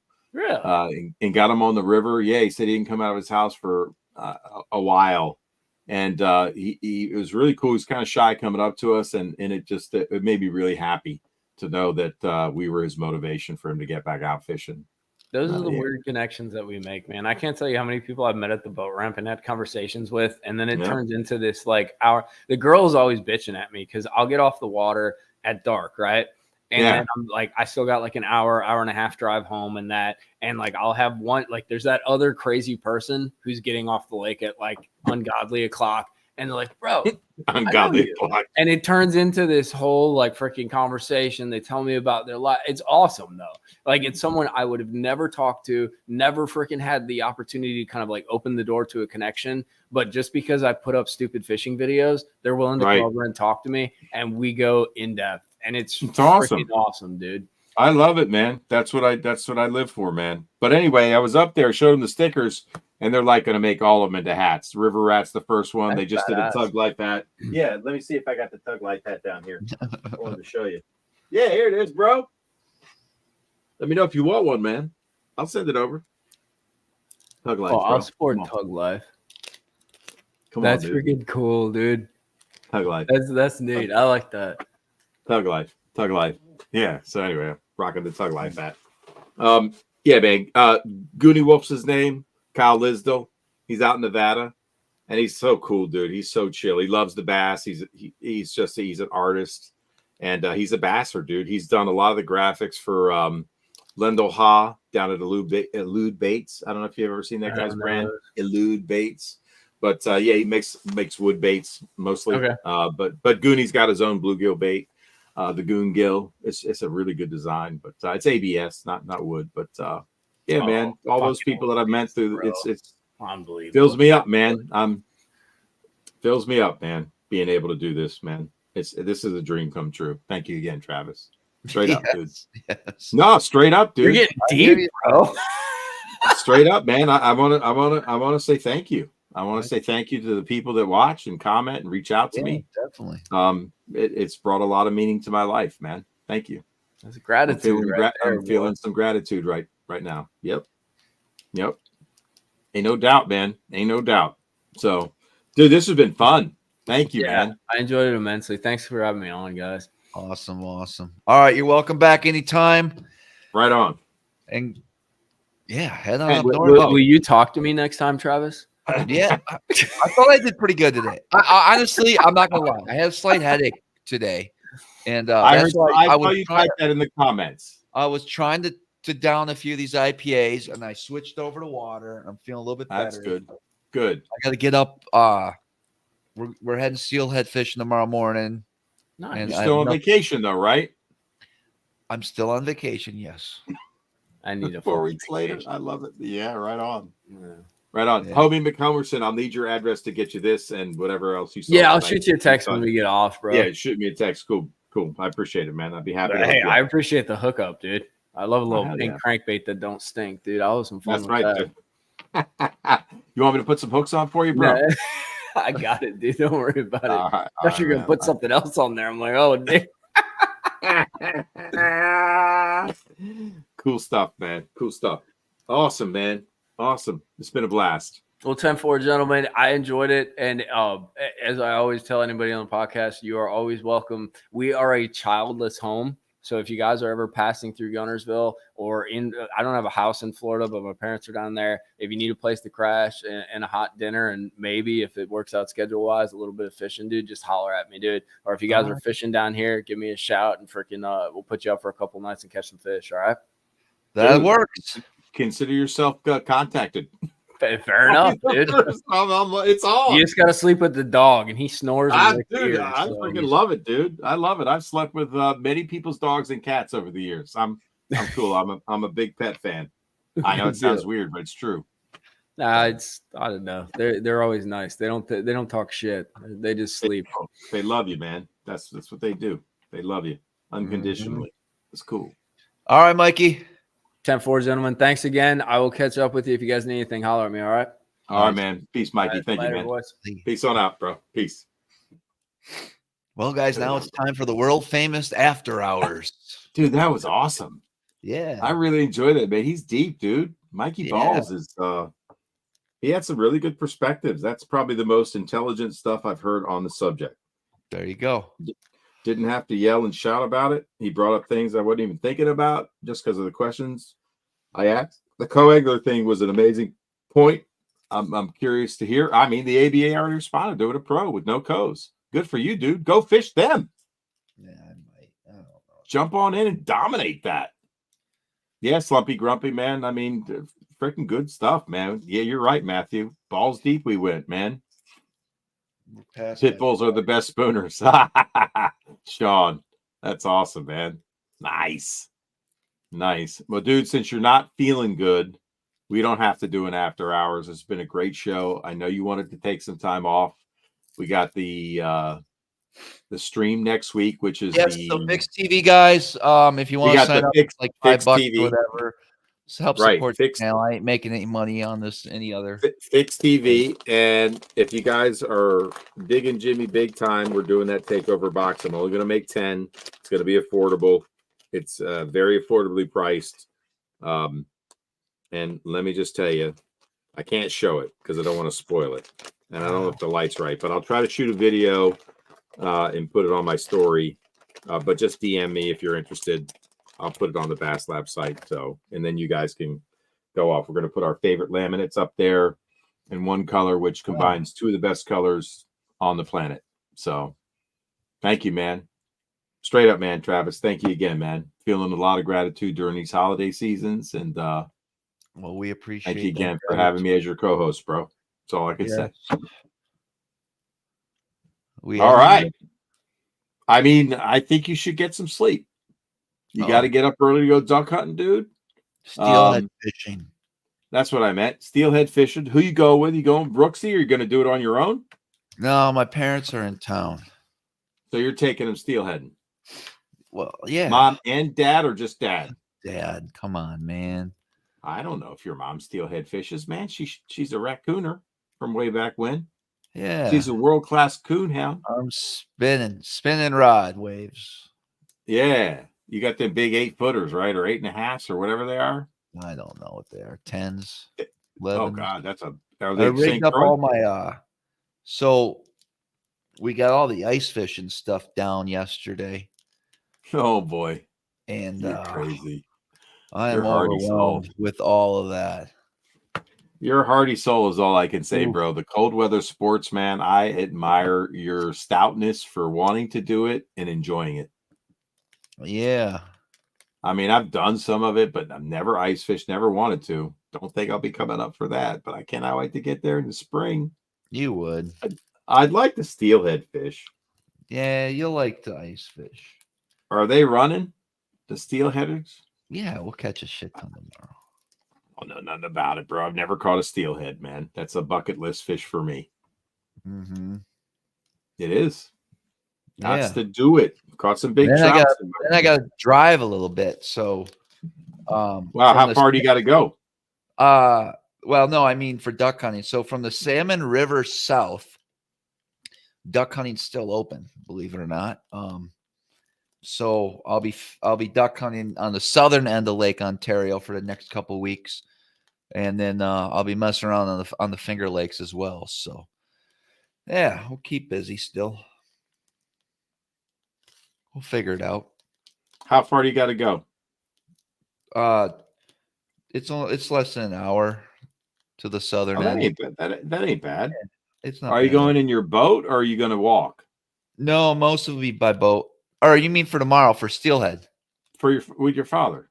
Oh no, it'll be half hour south of here. Oh, that ain't bad. Are you walking the bank or boat? Yeah. Walking the bank. Oh, nice, man. Yeah. How's the he's gonna be wearing hip waders, right? Chest waders. I made him bring it. Okay. We went duck hunting a few times already this week. How far? How deep has he got to get in the water, bro? Depends where we go. I'm gonna try to push his limits a little bit tomorrow in the afternoon. Nice. You know. All right. Make sure he comes back. Yeah, he'll be all right. Does he have a wading staff, bro? No. Is this more of a pea gravel wade or a chunk rock wade? Ooh, so he's gonna have to climb down a steep bank. Okay, is that going to be okay for him? I don't know. I don't know. How are you going to get him back up the bank? like steep bank to get in. Could he kind of slide down on his butt if he needed to? Yeah, I've had trouble When getting you up. say, To think of it. Oh, dude, I've tried to get up some steep banks and waders. I in the made it mud up and halfway snow. once and then dropped my Yeah. fish and had to go all the way back down for it.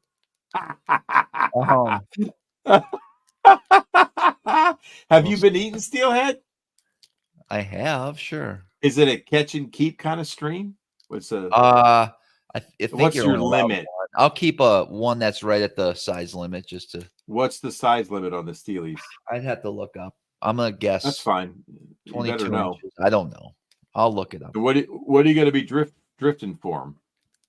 Just little row beads. Little what? Beads. Beads. Oh, the hard beads. Yep. Single bead with a hook. Single bead with a hook. That's so crazy. That's cool. And you have a little indicator so you know when they took it. So you got a bead.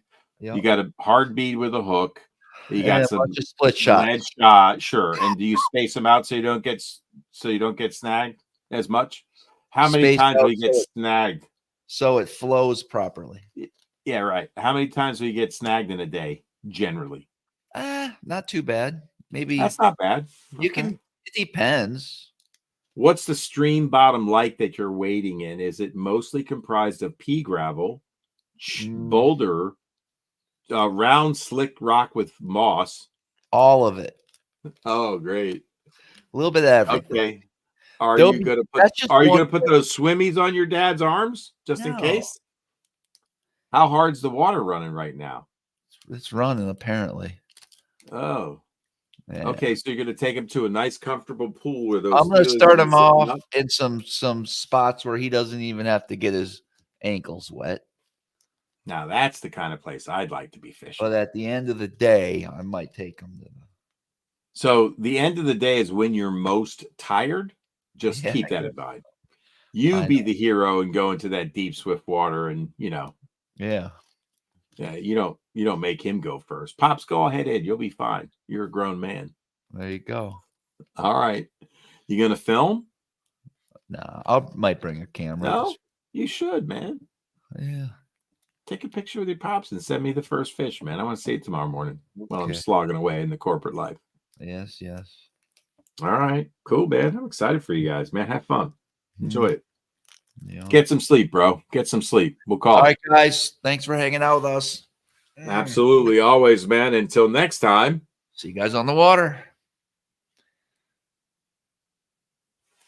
That was awesome. Wormhole. Wow. End stream. Here we go.